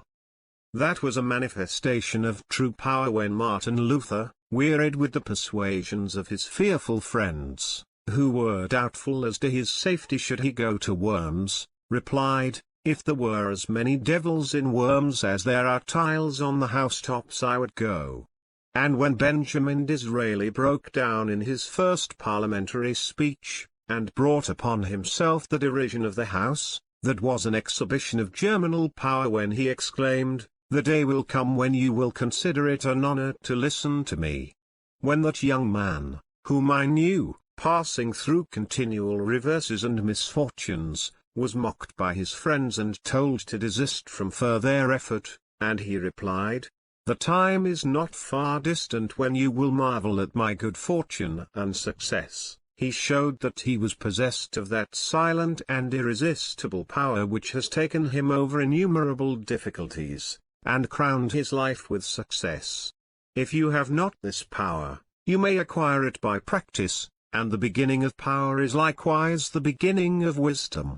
You must commence by overcoming those purposeless trivialities to which you have hitherto been a willing victim. Boisterous and uncontrolled laughter, slander and idle talk, and joking merely to raise a laugh, all these things must be put on one side as so much waste of valuable energy. St. Paul never showed his wonderful insight into the hidden laws of human progress to greater advantage than when he warned the Ephesians against foolish talking and jesting, which is not convenient, for to dwell habitually in such practices is to destroy all spiritual power and life. As you succeed in rendering yourself impervious to such mental dissipations, you will begin to understand what true power is, and you will then commence to grapple with the more powerful desires and appetites which hold your soul in bondage, and bar the way to power, and your further progress will then be made clear. Above all, be of single aim, have a legitimate and useful purpose, and devote yourself unreservedly to it. Let nothing draw you aside. Remember that the double-minded man is unstable in all his ways. Be eager to learn, but slow to beg. Have a thorough understanding of your work, and let it be your own, and as you proceed, ever following the inward guide, the infallible voice, you will pass on from victory to victory, and will rise step by step to higher resting places. And your ever-broadening outlook will gradually reveal to you the essential beauty and purpose of life. Self-purified, health will be yours, faith protected, success will be yours, self-governed, power will be yours, and all that you do will prosper, for, ceasing to be a disjointed unit, self-enslaved, you will be in harmony with the great law, working no longer against, but with, the universal life, the eternal good. And what health you gain, it will remain with you, what success you achieve will be beyond all human computation, and will never pass away, and what influence and power you wield will continue to increase throughout the ages, for it will be a part of that unchangeable principle which supports the universe. This, then, is the secret of health, a pure heart and a well-ordered mind. This is the secret of success, an unfaltering faith, and a wisely directed purpose, and to rein in, with unfaltering will, the dark steed of desire. This is the secret of power. All ways are waiting for my feet to tread, the light and dark, the living and the dead, the broad and narrow way, the high and low, the good and bad, and with quick step or slow, I now may enter any way I will, and find, by walking, which is good, which ill. And all good things my wandering feet await, if I but come, with vow inviolate, unto the narrow, high and holy way of heart-born purity, and therein stay, walking, secure from him who taunts and scorns, to flowery meads, across the path of thorns. And I may stand where health, success, and power await my coming, if, each fleeting hour, I cling to love and patience, and abide with stainlessness, and never step aside from high integrity, so shall I see at last the land of immortality. And I may seek and find, I may achieve, I may not claim, but, losing, may retrieve. The law bends not for me, but I must bend unto the law, if I would reach the end of my afflictions, if I would restore my soul to light and life, and weep no more. Not mine the arrogant and selfish claim to all good things. Be mine the lowly aim to seek and find, to know and comprehend, and wisdom ward all holy footsteps wend. Nothing is mine to claim or to command, but all is mine to know and understand. 6. The secret of abounding happiness. Great is the thirst for happiness, and equally great is the lack of happiness. The majority of the poor long for riches, believing that their possession would bring them supreme and lasting happiness. Many who are rich, having gratified every desire and whim, suffer from ennui and repletion, and are farther from the possession of happiness even than the very poor. If we reflect upon this state of things, it will ultimately lead us to a knowledge of the all-important truth that happiness is not derived from mere outward possessions, nor misery from the lack of them, for if this were so, we should find the poor always miserable, and the rich always happy, whereas the reverse is frequently the case. Some of the most wretched people whom I have known were those who were surrounded with riches and luxury, whilst some of the brightest and happiest people I have met were possessed of only the barest necessities of life. Many men who have accumulated riches have confessed that the selfish gratification which followed the acquisition of riches has robbed life of its sweetness, and that they were never so happy as when they were poor. What, then, is happiness, and how is it to be secured? Is it a figment, a delusion, and is suffering alone perennial? We shall find, after earnest observation and reflection, that all, except those who have entered the way of wisdom, believe that happiness is only to be obtained by the gratification of desire. It is this belief, rooted in the soil of ignorance, and continually watered by selfish cravings, that is the cause of all the misery in the world. And I do not limit the word desire to the grosser animal cravings, it extends to the higher psychic realm, where far more powerful, subtle, and insidious cravings hold in bondage the intellectual and refined, depriving them of all that beauty, harmony, and purity of soul whose expression is happiness. Most people will admit that selfishness is the cause of all the unhappiness in the world, but they fall under the soul-destroying delusion that it is somebody else's selfishness, and not their own. When you are willing to admit that all your unhappiness is the result of your own selfishness, you will not be far from the gates of paradise. But so long as you are convinced that it is the selfishness of others that is robbing you of joy, so long will you remain a prisoner in your self-created purgatory. Happiness is that inward state of perfect satisfaction which is joy and peace, and from which all desire is eliminated. The satisfaction which results from gratified desire is brief and illusionary, and is always followed by an increased demand for gratification. Desire is as insatiable as the ocean, and clamors louder and louder as its demands are attended to. It claims ever-increasing service from its deluded devotees, until at last they are struck down with physical or mental anguish, and are hurled into the purifying fires of suffering. Desire is the region of hell, and all torments are centered there. The giving up of desire is the realization of heaven, and all delights await the pilgrim there. I sent my soul through the invisible, some letter of that afterlife to spell, and by my soul returned to me, and whispered, I myself am heaven and hell. Heaven and hell are inward states. Sink into self and all its gratifications, and you sink into hell. Rise above self into that state of consciousness which is the utter denial and forgetfulness of self, and you enter heaven. Self is blind, without judgment, not possessed of true knowledge, and always leads to suffering. Correct perception, unbiased judgment, and true knowledge belong only to the divine state, and only in so far as you realize this divine consciousness can you know what real happiness is. So long as you persist in selfishly seeking for your own personal happiness, so long will happiness elude you, and you will be sowing the seeds of wretchedness. In so far as you succeed in losing yourself in the service of others, in that measure will happiness come to you, and you will reap a harvest of bliss.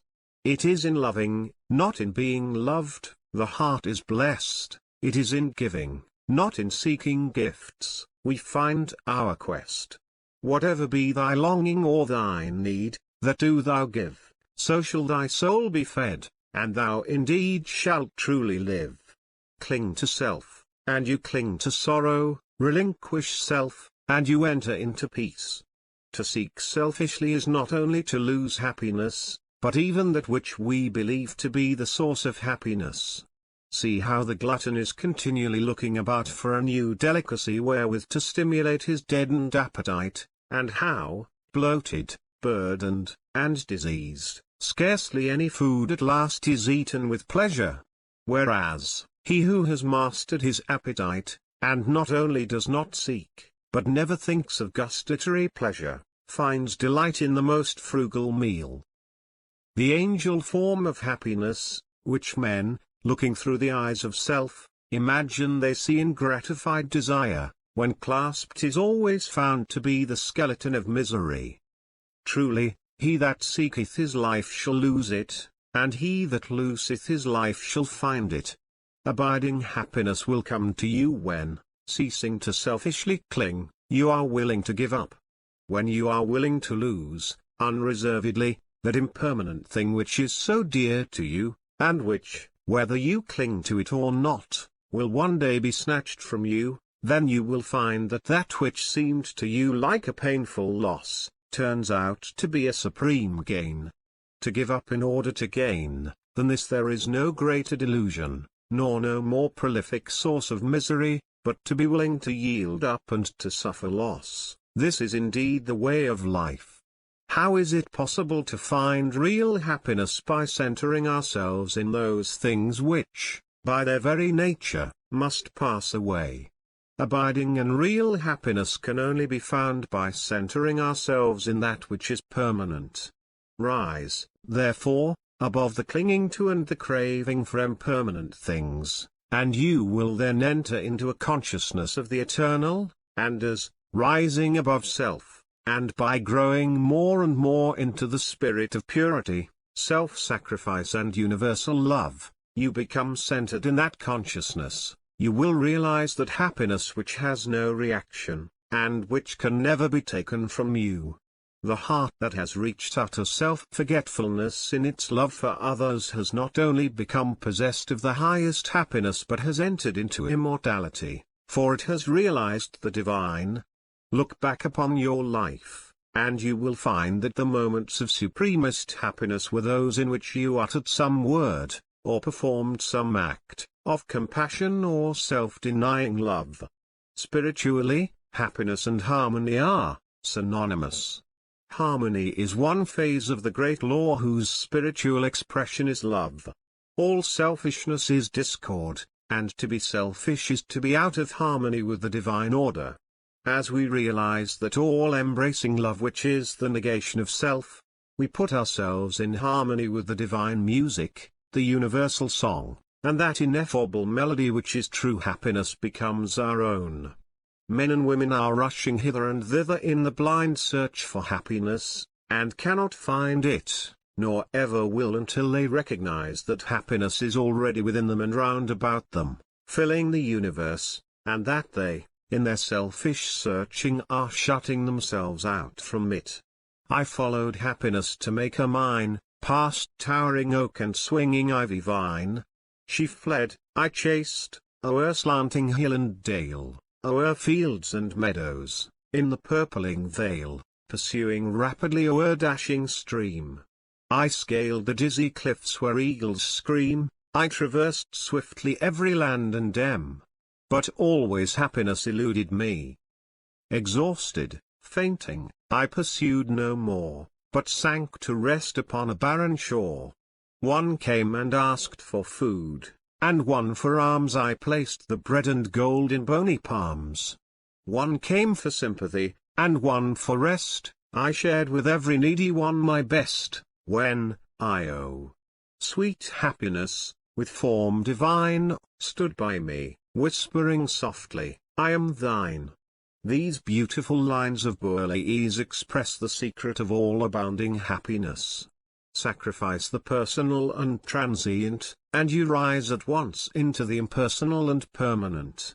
Give up that narrow cramped self that seeks to render all things subservient to its own petty interests, and you will enter into the company of the angels, into the very heart and essence of universal love. Forget yourself entirely in the sorrows of others and in ministering to others, and divine happiness will emancipate you from all sorrow and suffering. Taking the first step with a good thought, the second with a good word, and the third with a good deed, I entered paradise. And you also may enter into paradise by pursuing the same course. It is not beyond, it is here. It is realized only by the unselfish. It is known in its fullness only to the pure in heart. If you have not realized this unbounded happiness, you may begin to actualize it by ever holding before you the lofty ideal of unselfish love, and aspiring towards it. Aspiration or prayer is desire turned upward. It is the soul turning toward its divine source, where alone permanent satisfaction can be found.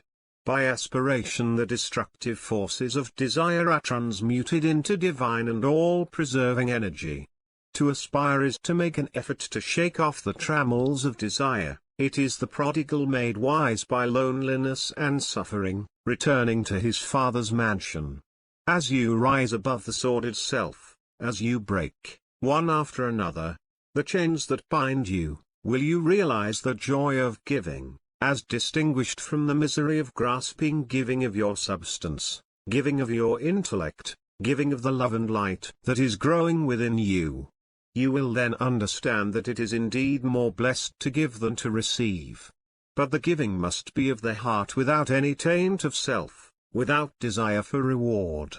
The gift of pure love is always attended with bliss. If, after you have given, you are wounded because you are not thanked or flattered, or your name put in the paper, know then that your gift was prompted by vanity and not by love, and you were merely giving in order to get, were not really giving, but grasping. Lose yourself in the welfare of others, forget yourself in all that you do. This is the secret of abounding happiness. Ever be on the watch to guard against selfishness, and learn faithfully the divine lessons of inward sacrifice, so shall you climb the highest heights of happiness, and shall remain in the never-clouded sunshine of universal joy, clothed in the shining garment of immortality. Are you searching for the happiness that does not fade away? Are you looking for the joy that lives, and leaves no grievous stay? Are you panting for the water brooks of love, and life, and peace? Then let all dark desires depart, and selfish seeking cease. Are you lingering in the paths of pain, grief-haunted, stricken sore? Are you wandering in the ways that wound your weary feet the more? Are you sighing for the resting place where tears and sorrows cease? Then sacrifice your selfish heart and find the heart of peace. 7. The realization of prosperity. It is granted only to the heart that abounds with integrity, trust, generosity and love to realize true prosperity. The heart that is not possessed of these qualities cannot know prosperity, for prosperity, like happiness, is not an outward possession, but an inward realization.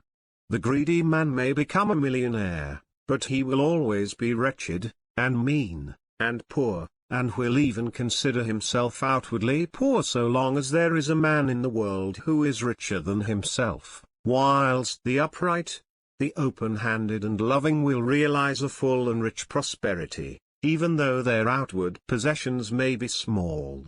He is poor who is dissatisfied, he is rich who is contented with what he has, and he is richer who is generous with what he has.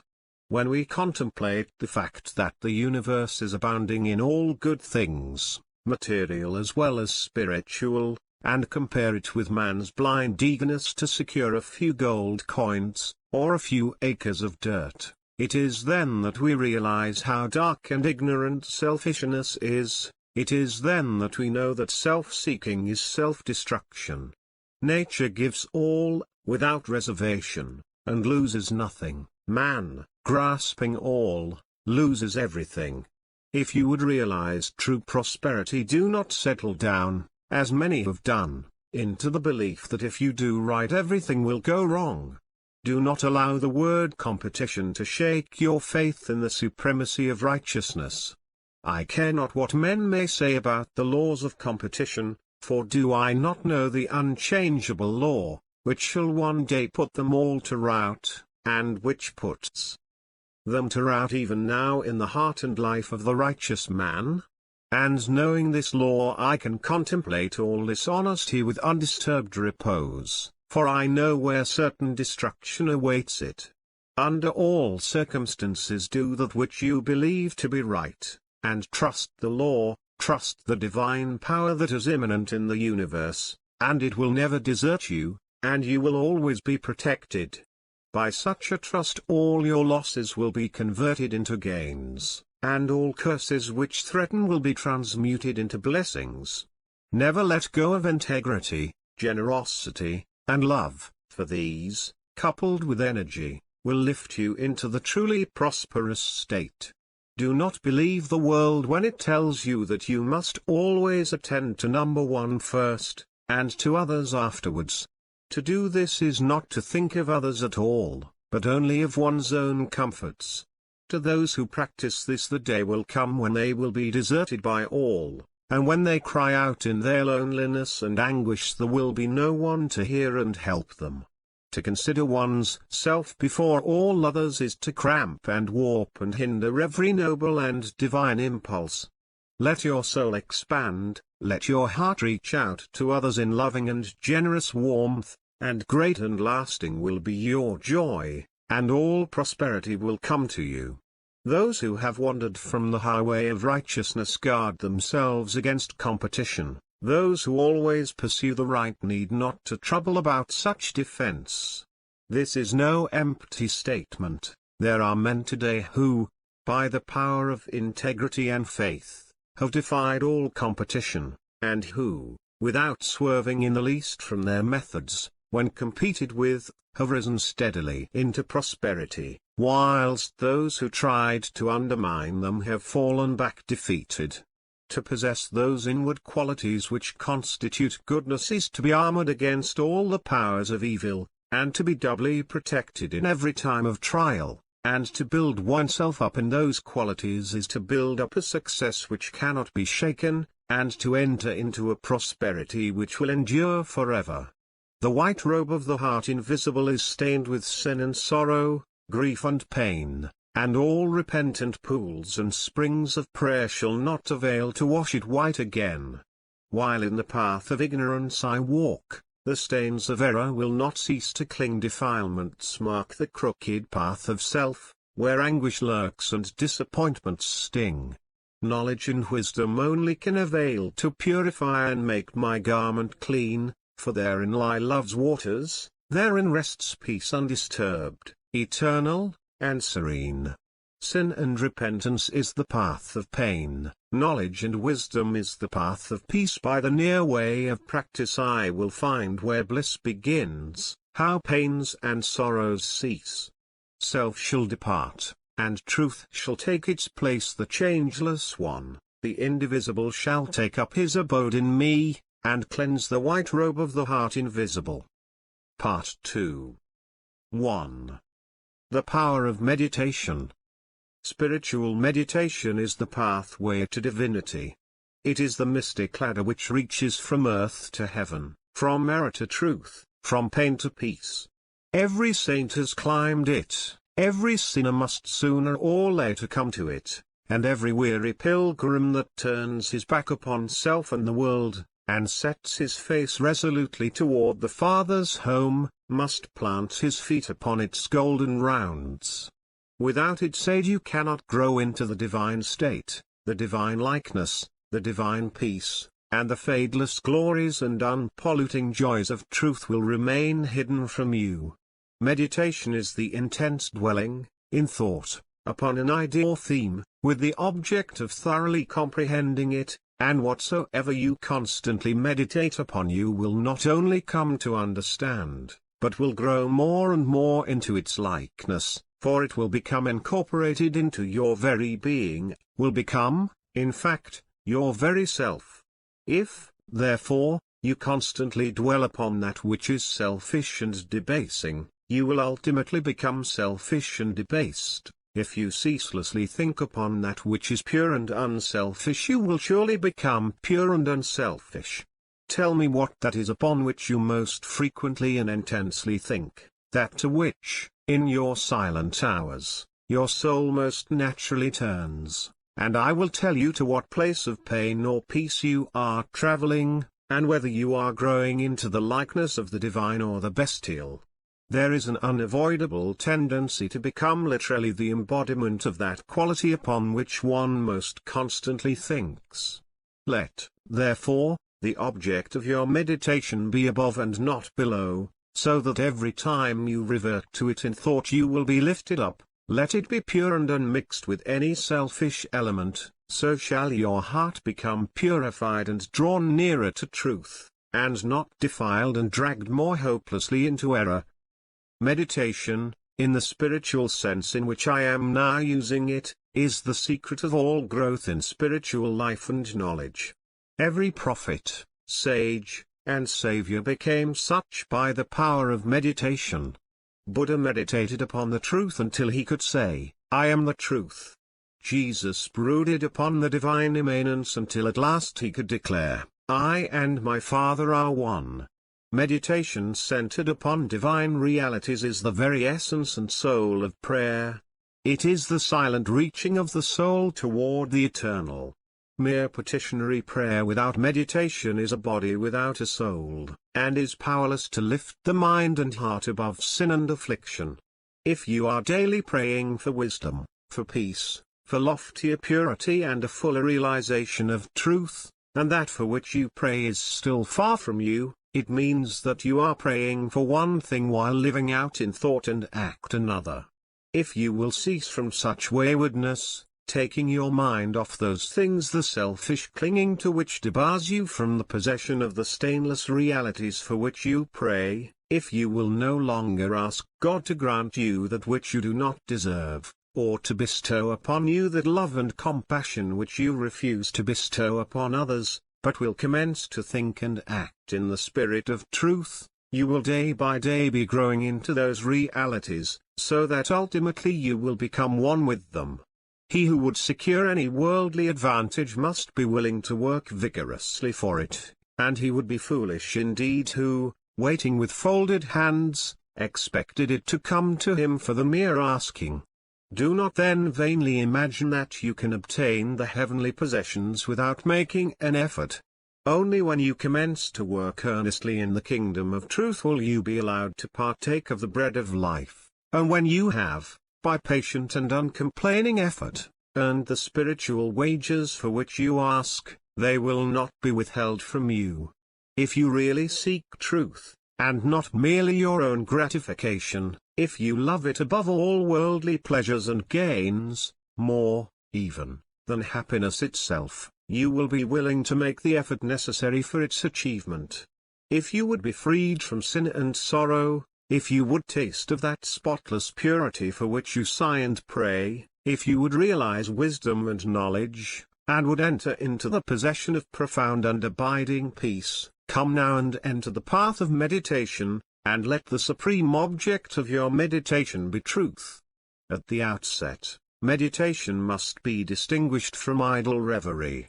There is nothing dreamy and unpractical about it.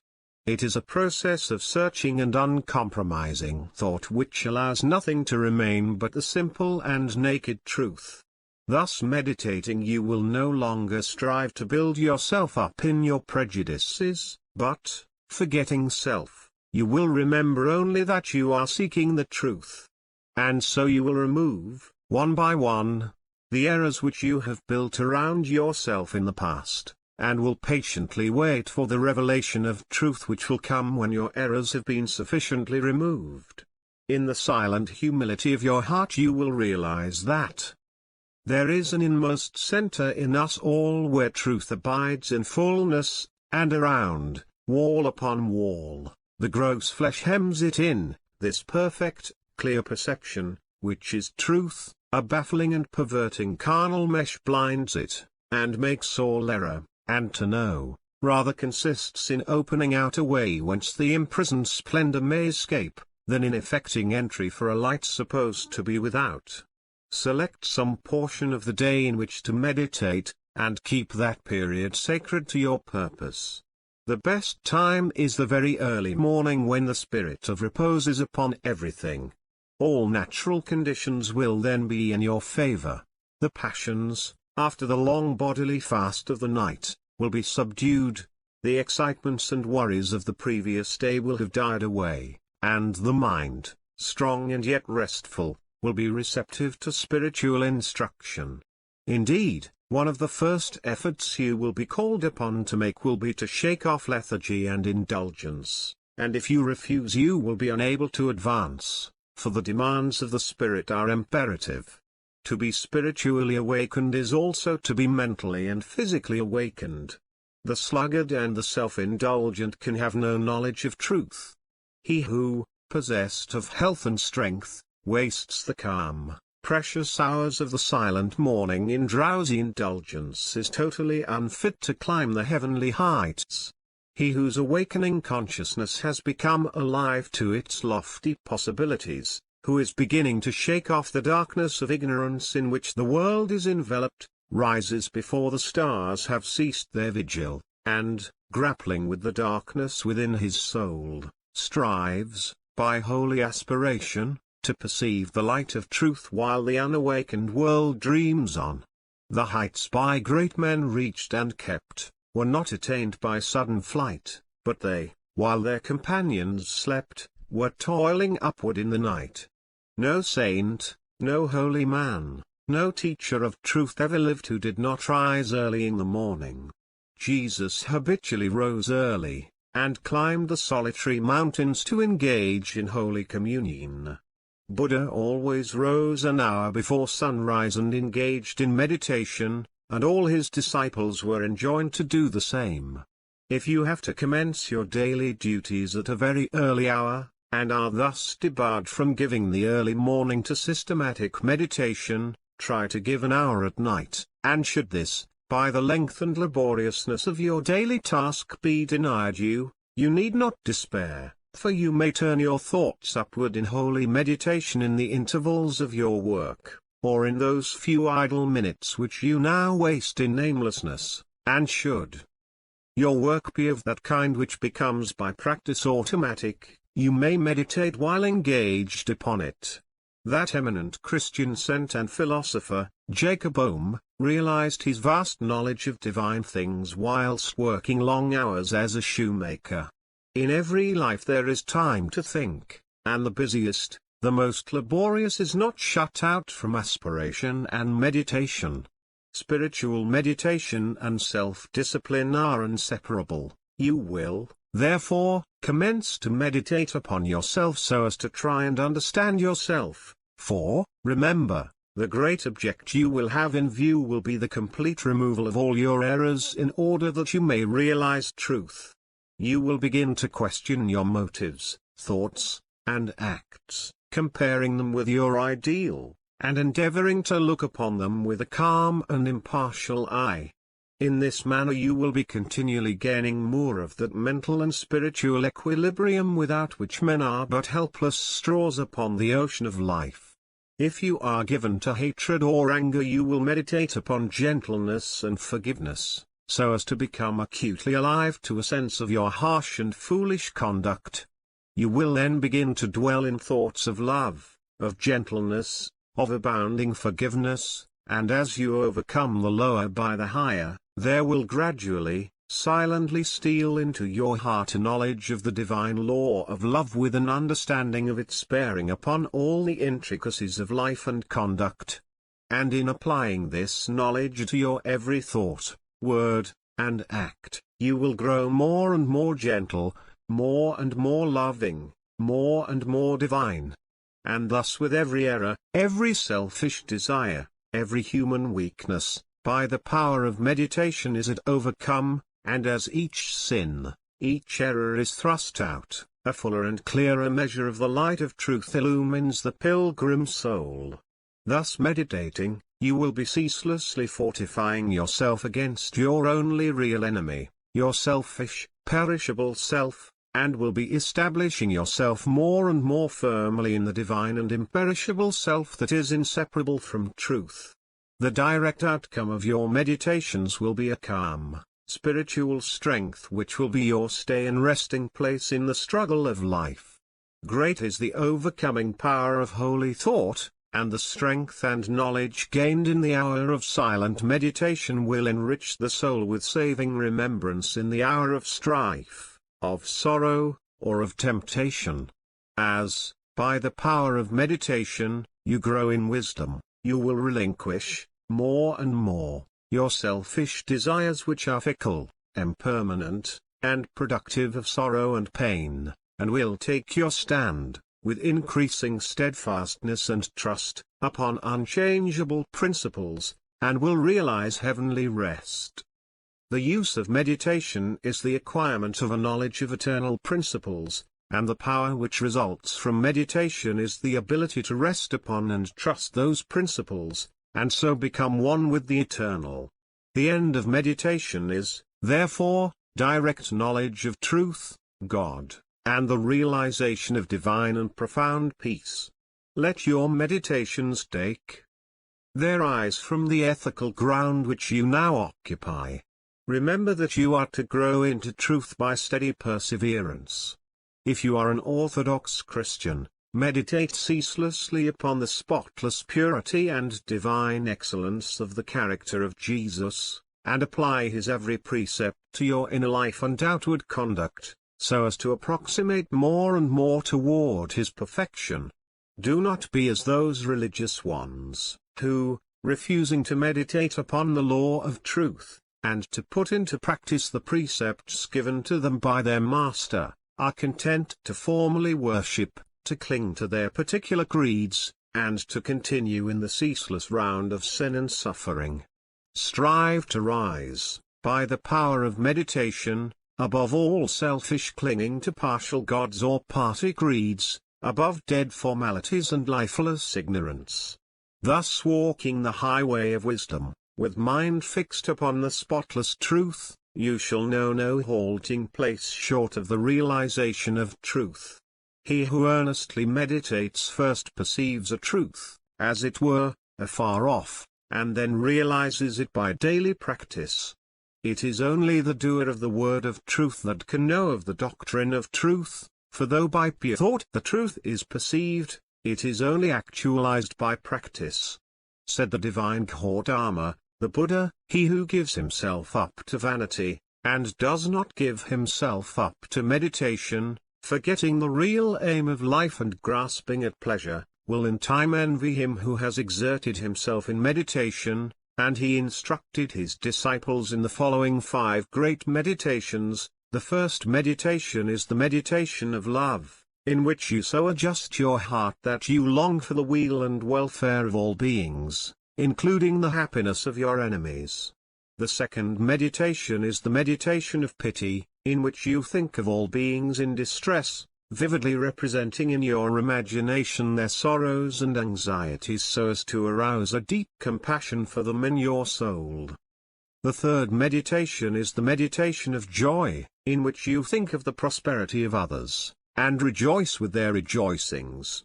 The fourth meditation is the meditation of impurity, in which you consider the evil consequences of corruption, the effects of sin and diseases.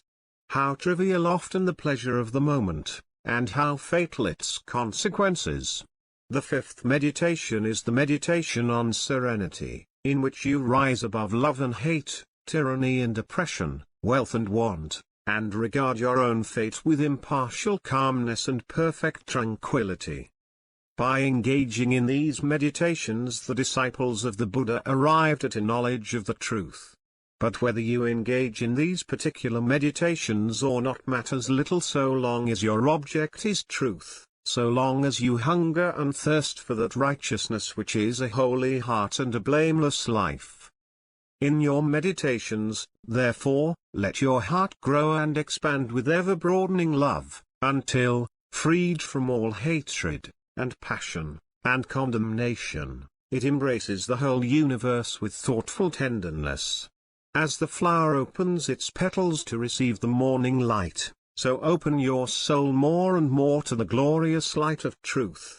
Soar upward upon the wings of aspiration, be fearless, and believe in the loftiest possibilities. Believe that a life of absolute meekness is possible. Believe that a life of stainless purity is possible. Believe that a life of perfect holiness is possible. Believe that the realization of the highest truth is possible. He who so believes, climbs rapidly the heavenly hills, whilst the unbelievers continue to grope darkly and painfully in the fog-bound valleys. So believing, so aspiring, so meditating, divinely sweet and beautiful will be your spiritual experiences, and glorious the revelations that will enrapture your inward vision. As you realize the divine love, the divine justice, the divine purity, the perfect law of good, or God, great will be your bliss and deep your peace. Old things will pass away, and all things will become new. The veil of the material universe, so dense and impenetrable to the eye of error, so thin and gauzy to the eye of truth, will be lifted and the spiritual universe will be revealed. Time will cease, and you will live only in eternity. Change and mortality will no more cause you anxiety and sorrow, for you will become established in the unchangeable, and will dwell in the very heart of immortality. Star of Wisdom. Star that of the birth of Vishnu, birth of Krishna, Buddha, Jesus, told the wise ones, heavenward looking, waiting, watching for thy gleaming in the darkness of the night time, in the starless gloom of midnight, shining herald of the coming of the kingdom of the righteous, teller of the mystic story of the lowly birth of Godhead in the stable of the passions, in the manger of the mind-soul, silent singer of the secret of compassion deep and holy to the heart with sorrow burdened, to the soul with waiting weary, star of all-surpassing brightness, thou again dost deck the midnight, thou again dost cheer the wise ones watching in the cradle darkness. Weary of the endless battle with the grinding blades of error, tired of lifeless, useless idols, of the dead forms of religions, spent with watching for thy shining, thou hast ended their despairing, thou hast lighted up their pathway, thou hast brought again the old truths to the hearts of all thy watchers, to the souls of them that love thee thou dost speak of joy and gladness, of the peace that comes of sorrow. Blessed are they that can see thee, weary wanderers in the night time, blessed they who feel the throbbing, in their bosoms feel the pulsing of a deep love stirred within them by the great power of thy shining. Let us learn thy lesson truly, learn it faithfully and humbly, learn it meekly, wisely, gladly, ancient star of holy Vishnu, light of Krishna, Buddha, Jesus. 2. The two masters, self and truth. Upon the battlefield of the human soul two masters are ever contending for the crown of supremacy, for the kingship and dominion of the heart, the master of self, called also the prince of this world, and the master of truth, called also the Father God. The master self is that rebellious one whose weapons are passion, pride, avarice, vanity, self-will, implements of darkness. The master truth is that meek and lowly one whose weapons are gentleness, patience, purity, sacrifice, humility, love, instruments of light. In every soul the battle is waged, and as a soldier cannot engage at once in two opposing armies, so every heart is enlisted either in the ranks of self or of truth. There is no half and half course, there is self and there is truth. Where self is, truth is not, where truth is, self is not. Thus spake Buddha, the teacher of truth, and Jesus, the manifested Christ, declared that no man can serve two masters, for either he will hate the one and love the other, or else he will hold to the one, and despise the other. Ye cannot serve God and mammon. Truth is so simple, so absolutely undeviating and uncompromising that it admits of no complexity, no turning, no qualification. Self is ingenious, crooked, and, governed by subtle and snaky desire, admits of endless turnings and qualifications, and the deluded worshippers of self vainly imagine that they can gratify every worldly desire, and at the same time possess the truth. But the lovers of truth worship truth with the sacrifice of self, and ceaselessly guard themselves against worldliness and self-seeking. Do you seek to know and to realize truth? Then you must be prepared to sacrifice, to renounce to the uttermost, for truth in all its glory can only be perceived and known when the last vestige of self has disappeared. The eternal Christ declared that he who would be his disciple must deny himself daily. Are you willing to deny yourself, to give up your lusts, your prejudices, your opinions? If so, you may enter the narrow way of truth, and find that peace from which the world is shut out.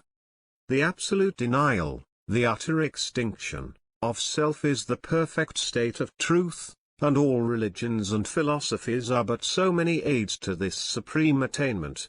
Self is the denial of truth. Truth is the denial of self. As you let self die, you will be reborn in truth. As you cling to self, truth will be hidden from you. Whilst you cling to self, your path will be beset with difficulties, and repeated pains, sorrows, and disappointments will be your lot. There are no difficulties in truth, and coming to truth, you will be freed from all sorrow and disappointment. Truth in itself is not hidden and dark. It is always revealed and is perfectly transparent. But the blind and wayward self cannot perceive it. The light of day is not hidden except to the blind, and the light of truth is not hidden except to those who are blinded by self. Truth is the one reality in the universe, the inward harmony, the perfect justice, the eternal love. Nothing can be added to it, nor taken from it. It does not depend upon any man, but all men depend upon it. You cannot perceive the beauty of truth while you are looking out through the eyes of self. If you are vain, you will color everything with your own vanities. If lustful, your heart and mind will be so clouded with the smoke and flames of passion, that everything will appear distorted through them. If proud and opinionative, you will see nothing in the whole universe except the magnitude and importance of your own opinions. There is one quality which preeminently distinguishes the man of truth from the man of self, and that is humility. To be not only free from vanity, stubbornness and egotism, but to regard one's own opinions as of no value, this indeed is true humility. He who is immersed in self regards his own opinions as truth, and the opinions of other men as error. But that humble truth-lover who has learned to distinguish between opinion and truth, regards all men with the eye of charity, and does not seek to defend his opinions against theirs, but sacrifices those opinions that he may love them more, that he may manifest the spirit of truth, for truth in its very nature is ineffable and can only be lived. He who has most of charity has most of truth. Men engage in heated controversies, and foolishly imagine they are defending the truth, when in reality they are merely defending their own petty interests and perishable opinions. The follower of self takes up arms against others. The follower of truth takes up arms against himself. Truth, being unchangeable and eternal, is independent of your opinion and of mine. We may enter into it, or we may stay outside, but both our defense and our attack are superfluous, and are hurled back upon ourselves. Men, enslaved by self, passionate, proud, and condemnatory, believe their particular creed or religion to be the truth, and all other religions to be error, and they proselytize with passionate ardor. There is but one religion, the religion of truth. There is but one error, the error of self. Truth is not a formal belief, it is an unselfish, holy, and aspiring heart, and he who has truth is at peace with all, and cherishes all with thoughts of love. You may easily know whether you are a child of truth or a worshipper of self, if you will silently examine your mind, heart, and conduct. Do you harbor thoughts of suspicion, enmity, envy, lust, pride, or do you strenuously fight against these? If the former, you are chained to self, no matter what religion you may profess; if the latter, you are a candidate for truth, even though outwardly you may profess no religion. Are you passionate, self-willed, ever seeking to gain your own ends, self-indulgent, and self-centered, or are you gentle, mild, unselfish, quit of every form of self-indulgence, and are ever ready to give up your own? If the former, self is your master; if the latter, truth is the object of your affection. Do you strive for riches? Do you fight, with passion, for your party? Do you lust for power and leadership? Are you given to ostentation and self-praise? Or have you given up the love of riches? Have you relinquished all strife? Are you content to take the lowest place, and to be passed by unnoticed? And have you ceased to talk about yourself and to regard yourself with self-complacent pride? If the former, even though you may imagine you worship God, the God of your heart is self. If the latter, even though you may withhold your lips from worship, you are dwelling with the Most High. The signs by which the truth lover is known are unmistakable.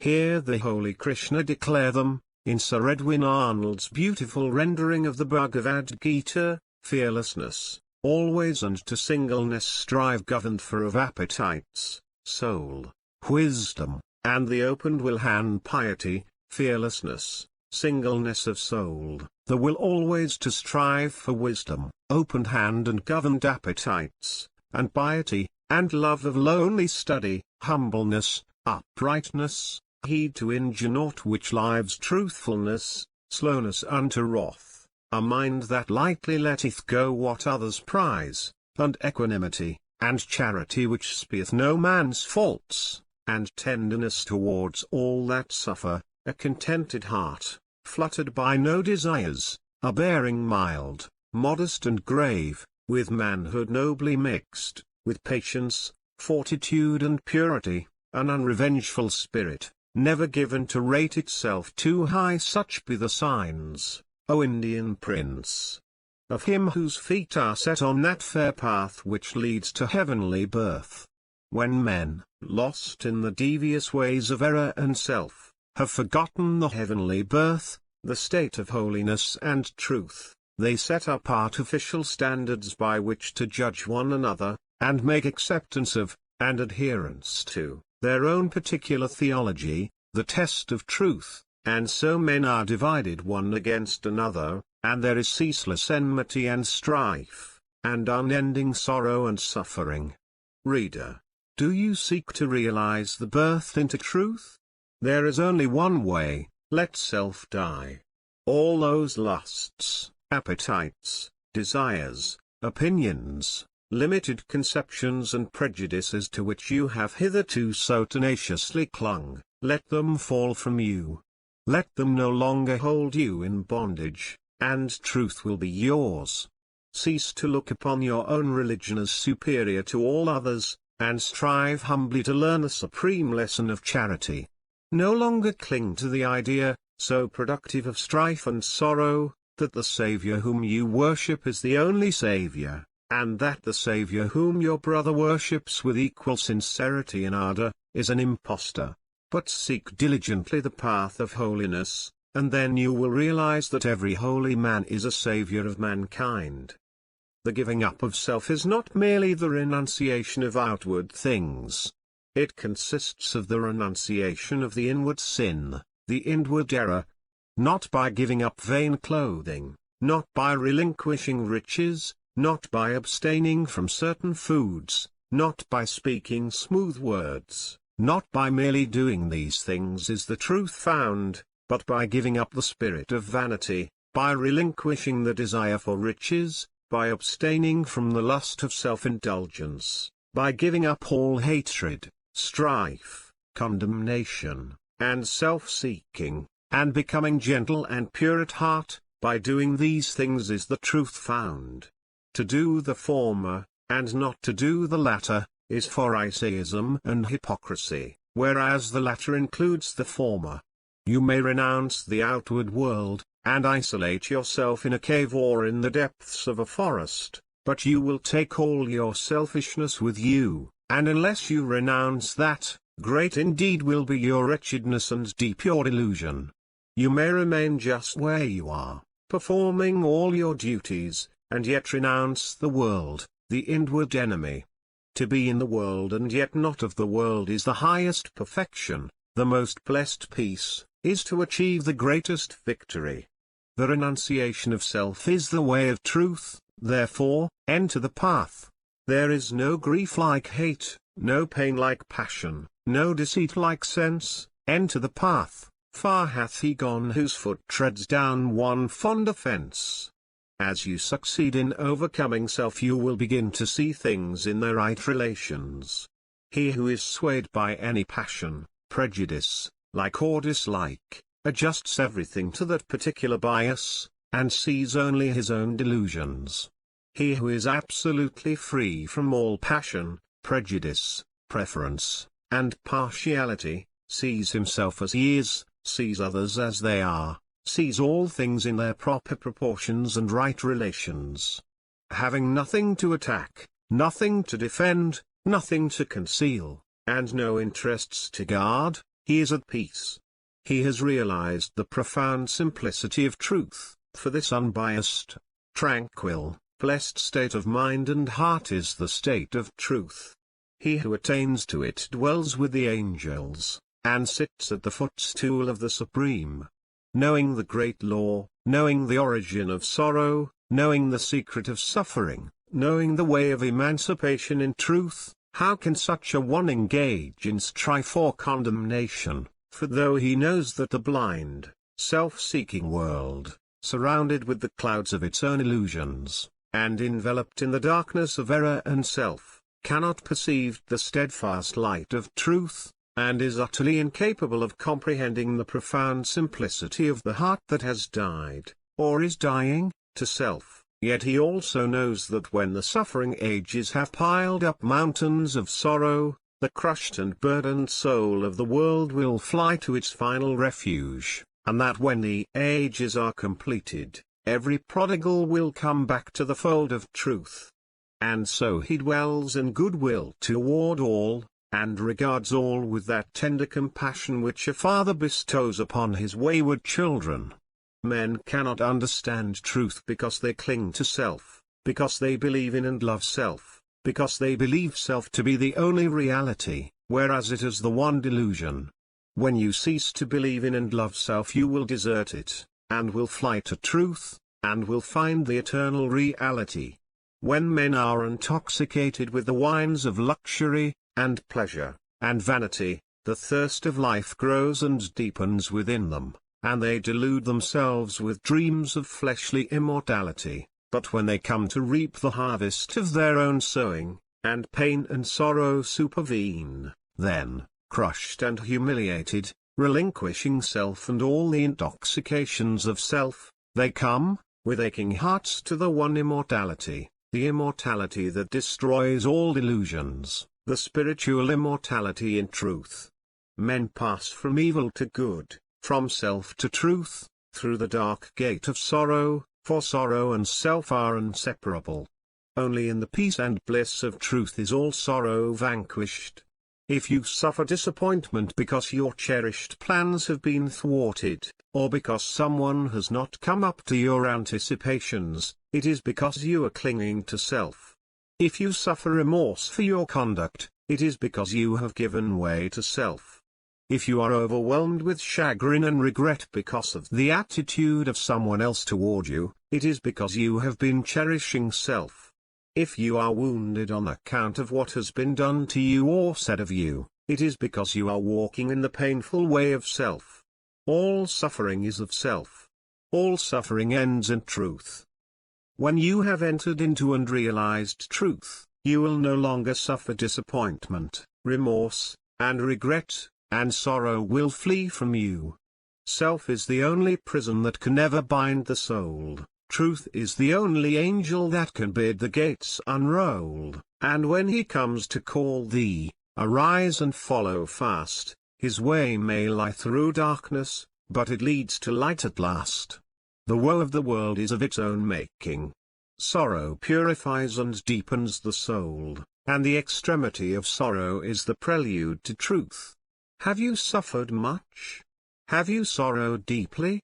Have you pondered seriously upon the problem of life? If so, you are prepared to wage war against self, and to become a disciple of truth. The intellectual who do not see the necessity for giving up self, frame endless theories about the universe, and call them truth, but do thou pursue that direct line of conduct which is the practice of righteousness, and thou wilt realize the truth which has no place in theory, and which never changes. Cultivate your heart. Water it continually with unselfish love and deep-felt pity, and strive to shut out from it all thoughts and feelings which are not in accordance with love. Return good for evil, love for hatred, gentleness for ill treatment, and remain silent when attacked. So shall you transmute all your selfish desires into the pure gold of love, and self will disappear in truth. So will you walk blamelessly among men, yoked with the easy yoke of lowliness, and clothed with the divine garment of humility. And thou in the heart of the Master of Ruth, across self's drear desert why wilt thou be driving, athirst for the quickening waters of truth when here, by the path of thy searching and sinning, flows life's gladsome stream, lies love's oasis green? Come, turn thou and rest, know the end and beginning, the sought and the searcher, the seer and seen. Thy Master sits not in the unapproached mountains, nor dwells in the mirage which floats on the air, nor shalt thou discover his magical fountains in pathways of sand that encircle despair. In selfhood's dark desert cease wearily seeking the odorous tracks of the feet of thy King, and if thou wouldst hear the sweet sound of his speaking, be deaf to all voices that emptily sing. Flee the vanishing places, renounce all thou hast, leave all that thou lovest, and, naked and bare, thyself at the shrine of the innermost cast. The highest, the holiest, the changeless is there. Within, in the heart of the silence he dwelleth. Leave sorrow and sin, leave thy wanderings sore, come bathe in his joy, whilst he, whispering, telleth thy soul what it seeketh, and wander no more. Then cease, weary brother, thy struggling and striving, find peace in the heart of the Master of Ruth.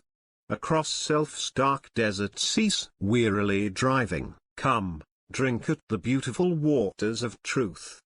3. The acquirement of spiritual power. The world is filled with men and women seeking pleasure, excitement, novelty, seeking ever to be moved to laughter or tears, not seeking strength, stability, and power, but courting weakness, and eagerly engaged in dispersing what power they have.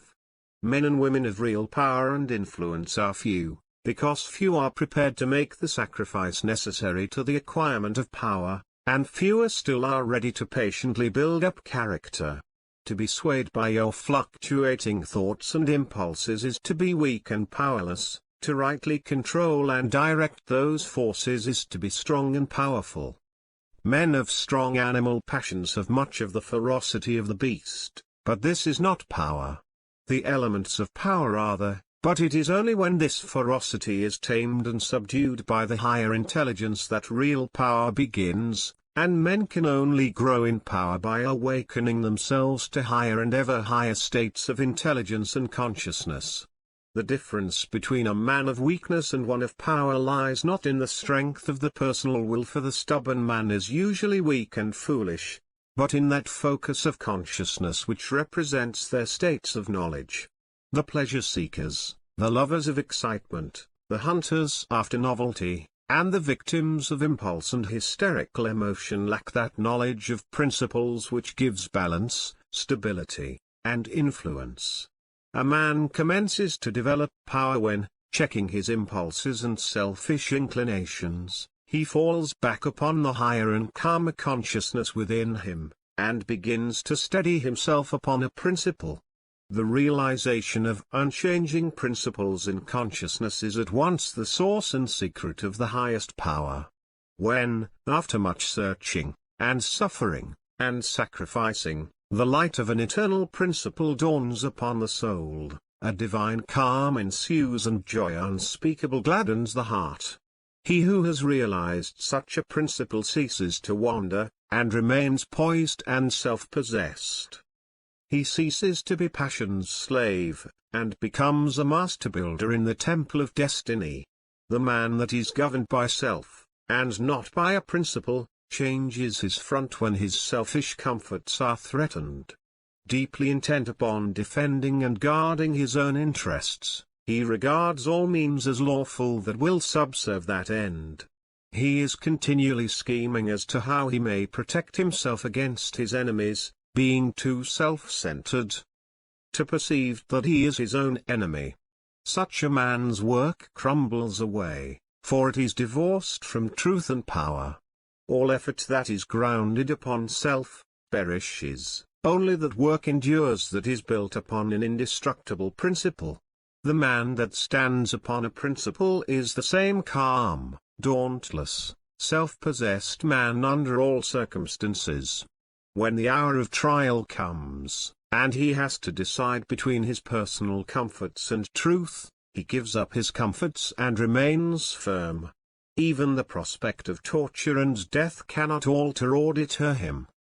The man of self regards the loss of his wealth, his comforts, or his life as the greatest calamities which can befall him. The man of principle looks upon these incidents as comparatively insignificant, and not to be weighed with loss of character, loss of truth. To desert truth is, to him, the only happening which can really be called a calamity. It is the hour of crisis which decides who are the minions of darkness, and who the children of light. It is the epoch of threatening disaster, ruin, and persecution which divides the sheep from the goats, and reveals to the reverential gaze of succeeding ages the men and women of power. It is easy for a man, so long as he is left in the enjoyment of his possessions, to persuade himself that he believes in and adheres to the principles of peace, brotherhood, and universal love, but if, when his enjoyments are threatened, or he imagines they are threatened, he begins to clamor loudly for war, he shows that he believes in and stands upon, not peace, brotherhood, and love, but strife, selfishness, and hatred. He who does not desert his principles when threatened with the loss of every earthly thing, even to the loss of reputation and life, is the man of power, is the man whose every word and work endures, is the man whom the afterworld honors, reveres, and worships. Rather than desert that principle of divine love on which he rested, and in which all his trust was placed, Jesus endured the utmost extremity of agony and deprivation, and today the world prostrates itself at his pierced feet in rapt adoration. There is no way to the acquirement of spiritual power except by that inward illumination and enlightenment which is the realization of spiritual principles, and those principles can only be realized by constant practice and application. Take the principle of divine love, and quietly and diligently meditate upon it with the object of arriving at a thorough understanding of it. Bring its searching light to bear upon all your habits, your actions, your speech and intercourse with others, your every secret thought and desire. As you persevere in this course, the divine love will become more and more perfectly revealed to you, and your own shortcomings will stand out in more and more vivid contrast, spurring you on to renewed endeavor, and having once caught a glimpse of the incomparable majesty of that imperishable principle, you will never again rest in your weakness, your selfishness, your imperfection, but will pursue that love until you have relinquished every discordant element, and have brought yourself into perfect harmony with it. And that state of inward harmony is spiritual power. Take also other spiritual principles, such as purity and compassion, and apply them in the same way, and, so exacting is truth, you will be able to make no stay, no resting place until the inmost garment of your soul is bereft of every stain, and your heart has become incapable of any hard, condemnatory, and pitiless impulse. Only in so far as you understand, realize, and rely upon these principles, will you acquire spiritual power, and that power will be manifested in and through you in the form of increasing dispassion, patience and equanimity. Dispassion argues superior self-control, sublime patience is the very hallmark of divine knowledge, and to retain an unbroken calm amid all the duties and distractions of life, marks off the man of power. It is easy in the world to live after the world's opinion, it is easy in solitude to live after our own, but the great man is he who in the midst of the crowd keeps with perfect sweetness the independence of solitude. Some mystics hold that perfection in dispassion is the source of that power by which miracles so-called are performed, and truly he who has gained such perfect control of all his interior forces that no shock, however great, can for one moment unbalance him, must be capable of guiding and directing those forces with a master hand. To grow in self-control, in patience, in equanimity, is to grow in strength and power, and you can only thus grow by focusing your consciousness upon a principle. As a child, after making many and vigorous attempts to walk unaided, at last succeeds, after numerous falls, in accomplishing this, so you must enter the way of power by first attempting to stand alone. Break away from the tyranny of custom, tradition, conventionality, and the opinions of others, until you succeed in walking lonely and erect among men. Rely upon your own judgment, be true to your own conscience, follow the light that is within you. All outward lights are so many will-o'-the-wisps. There will be those who will tell you that you are foolish, that your judgment is faulty, that your conscience is all awry, and that the light within you is darkness, but heed them not. If what they say is true, the sooner you, as a searcher for wisdom, find it out the better, and you can only make the discovery by bringing your powers to the test. Therefore, pursue your course bravely. Your conscience is at least your own, and to follow it is to be a man, to follow the conscience of another is to be a slave. You will have many falls, will suffer many wounds, will endure many buffetings for a time, but press on in faith, believing that sure and certain victory lies ahead. Search for a rock, a principle, and having found it, cling to it, get it under your feet and stand erect upon it, until at last, immovably fixed upon it, you succeed in defying the fury of the waves and storms of selfishness. For selfishness in any and every form is dissipation, weakness, death. Unselfishness in its spiritual aspect is conservation, power, life. As you grow in spiritual life, and become established upon principles, you will become as beautiful and as unchangeable as those principles, will taste of the sweetness of their immortal essence, and will realize the eternal and indestructible nature of the God within. No harmful shaft can reach the righteous man, standing erect amid the storms of hate, defying hurt and injury and ban, surrounded by the trembling slaves of fate. Majestic in the strength of silent power, serene he stands, nor changes not nor turns, patient and firm in suffering's darkest hour. Time bends to him, and death and doom he spurns. Wrath's lurid lightnings round about him play, and hell's deep thunders roll about his head, yet heeds he not, for him they cannot slay who stands whence earth and time and space are fled. Sheltered by deathless love, what fear hath he? Armored in changeless truth, what can he know of loss and gain? Knowing eternity, he moves not whilst the shadows come and go. Call him immortal, call him truth and light and splendor of prophetic majesty, who beadeth thus amid the powers of night, clothed with the glory of divinity. 4. The realization of selfless love. It is said that Michelangelo saw in every rough block of stone a thing of beauty awaiting the master hand to bring it into reality. Even so, within each there reposes the divine image awaiting the master hand of faith and the chisel of patience to bring it into manifestation. And that divine image is revealed and realized as stainless, selfless love. Hidden deep in every human heart, though frequently covered up with a mass of hardened almost impenetrable accretions, is the spirit of divine love, whose holy and spotless essence is undying and eternal. It is the truth in man, it is that which belongs to the Supreme, that which is real and immortal.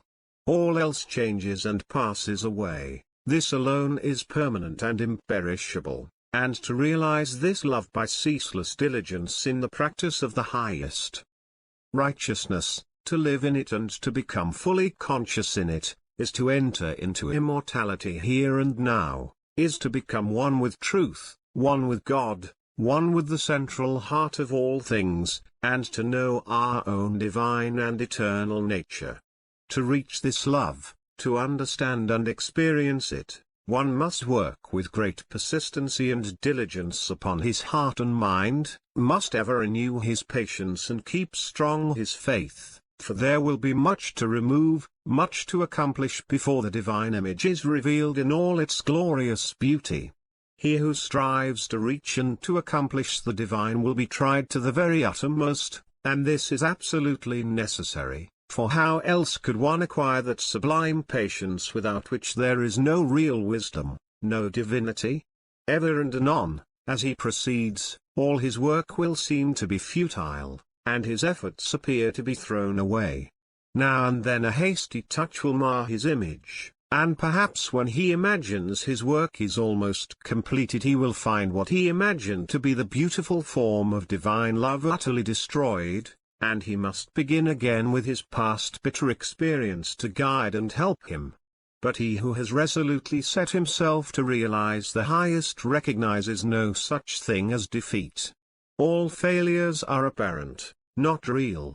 Every slip, every fall, every return to selfishness is a lesson learned, an experience gained, from which a golden grain of wisdom is extracted, helping the striver toward the accomplishment of his lofty object. To recognize that of our vices we can frame a ladder if we will but tread beneath our feet each deed of shame, is to enter the way that leads unmistakably toward the divine, and the failings of one who thus recognizes are so many dead selves, upon which he rises, as upon stepping stones, to higher things. Once come to regard your failings, your sorrows and sufferings as so many voices telling you plainly where you are weak and faulty, where you fall below the true and the divine, you will then begin to ceaselessly watch yourself, and every slip, every pang of pain will show you where you are to set to work, and what you have to remove out of your heart in order to bring it nearer to the likeness of the divine, nearer to the perfect love. And as you proceed, day by day detaching yourself more and more from the inward selfishness, the love that is selfless will gradually become revealed to you. And when you are growing patient and calm, when your petulances, tempers, and irritabilities are passing away from you, and the more powerful lusts and prejudices cease to dominate and enslave you, then you will know that the divine is awakening within you, that you are drawing near to the eternal heart, that you are not far from that selfless love, the possession of which is peace and immortality. Divine love is distinguished from human loves in this supremely important particular: it is free from partiality. Human loves cling to a particular object to the exclusion of all else, and when that object is removed, great and deep is the resultant suffering to the one who loves. Divine love embraces the whole universe, and, without clinging to any part, yet contains within itself the whole, and he who comes to it by gradually purifying and broadening his human loves until all the selfish and impure elements are burnt out of them, ceases from suffering. It is because human loves are narrow and confined and mingled with selfishness that they cause suffering. No suffering can result from that love which is so absolutely pure that it seeks nothing for itself. Nevertheless, human loves are absolutely necessary as steps toward the divine, and no soul is prepared to partake of divine love until it has become capable of the deepest and most intense human love. It is only by passing through human loves and human sufferings that divine love is reached and realized. All human loves are perishable like the forms to which they cling, but there is a love that is imperishable, and that does not cling to appearances. All human loves are counterbalanced by human hates, but there is a love that admits of no opposite or reaction, divine and free from all taint of self, that sheds its fragrance on all alike. Human loves are reflections of the divine love, and draw the soul nearer to the reality, the love that knows neither sorrow nor change. It is well that the mother, clinging with passionate tenderness to the little helpless form of flesh that lies on her bosom, should be overwhelmed with the dark waters of sorrow when she sees it laid in the cold earth. It is well that her tears should flow and her heart ache, for only thus can she be reminded of the evanescent nature of the joys and objects of sense, and be drawn nearer to the eternal and imperishable reality. It is well that lover, brother, sister, husband, wife should suffer deep anguish, and be enveloped in gloom when the visible object of their affections is torn from them, so that they may learn to turn their affections toward the invisible source of all, where alone abiding satisfaction is to be found. It is well that the proud, the ambitious, the self-seeking, should suffer defeat, humiliation, and misfortune, that they should pass through the scorching fires of affliction, for only thus can the wayward soul be brought to reflect upon the enigma of life, only thus can the heart be softened and purified, and prepared to receive the truth. When the sting of anguish penetrates the heart of human love, when gloom and loneliness and desertion cloud the soul of friendship and trust, then it is that the heart turns toward the sheltering love of the eternal, and finds rest in its silent peace. And whosoever comes to this love is not turned away comfortless, is not pierced with anguish nor surrounded with gloom, and is never deserted in the dark hour of trial. The glory of divine love can only be revealed in the heart that is chastened by sorrow, and the image of the heavenly state can only be perceived and realized when the lifeless, formless accretions of ignorance and self are hewn away. Only the love that seeks no personal gratification or reward, that does not make distinctions, and that leaves behind no heartaches, can be called divine. Men, clinging to self and to the comfortless shadows of evil, are in the habit of thinking of divine love as something belonging to a God who is out of reach, as something outside themselves, and that must forever remain outside. Truly, the love of God is ever beyond the reach of self, but when the heart and mind are emptied of self, then the selfless love, the supreme love, the love that is of God or good, becomes an inward and abiding reality. And this inward realization of holy love is none other than the love of Christ that is so much talked about and so little comprehended. The love that not only saves the soul from sin, but lifts it also above the power of temptation. But how may one attain to this sublime realization? The answer which truth has always given, and will ever give to this question is, empty thyself, and I will fill thee. Divine love cannot be known until self is dead, for self is the denial of love, and how can that which is known be also denied? Not until the stone of self is rolled away from the sepulchre of the soul does the immortal Christ, the pure Spirit of love, hitherto crucified, dead and buried, cast off the bands of ignorance, and come forth in all the majesty of his resurrection. You believe that the Christ of Nazareth was put to death and rose again. I do not say you err in the belief, but if you refuse to believe that the gentle Spirit of love is crucified daily upon the dark cross of your selfish desires, then, I say, you are in this unbelief, and have not yet perceived, even afar off, the love of Christ. You say that you have tasted of salvation in the love of Christ. Are you saved from your temper, your irritability, your vanity, your personal dislikes, your judgment and condemnation of others? If not, from what are you saved, and wherein have you realized the transforming love of Christ? He who has realized the love that is divine has become a new man, and has ceased to be swayed and dominated by the old elements of self. He is known for his patience, his purity, his self-control, his deep charity of heart, and his unalterable sweetness. Divine or selfless love is not a mere sentiment or emotion, it is a state of knowledge which destroys the dominion of evil and the belief in evil, and lifts the soul into the joyful realization of the supreme good. To the divinely wise, knowledge and love are one and inseparable. It is toward the complete realization of this divine love that the whole world is moving. It was for this purpose that the universe came into existence, and every grasping at happiness, every reaching out of the soul toward objects, ideas and ideals, is an effort to realize it. But the world does not realize this love at present because it is grasping at the fleeting shadow and ignoring, in its blindness, the substance. And so suffering and sorrow continue, and must continue until the world, taught by its self-inflicted pains, discovers the love that is selfless, the wisdom that is calm and full of peace. And this love, this wisdom, this peace, this tranquil state of mind and heart may be attained to, may be realized by all who are willing and ready to yield up self, and who are prepared to humbly enter into a comprehension of all that the giving up of self involves. There is no arbitrary power in the universe, and the strongest chains of fate by which men are bound are self-forged.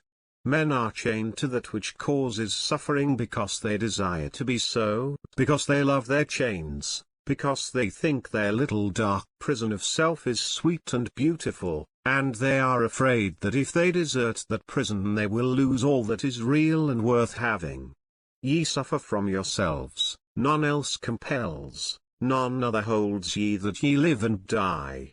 And the indwelling power which forged the chains and built around itself the dark and narrow prison, can break away when it desires and wills to do so, and the soul does will to do so when it has discovered the worthlessness of its prison, when long suffering has prepared it for the reception of the boundless light and love.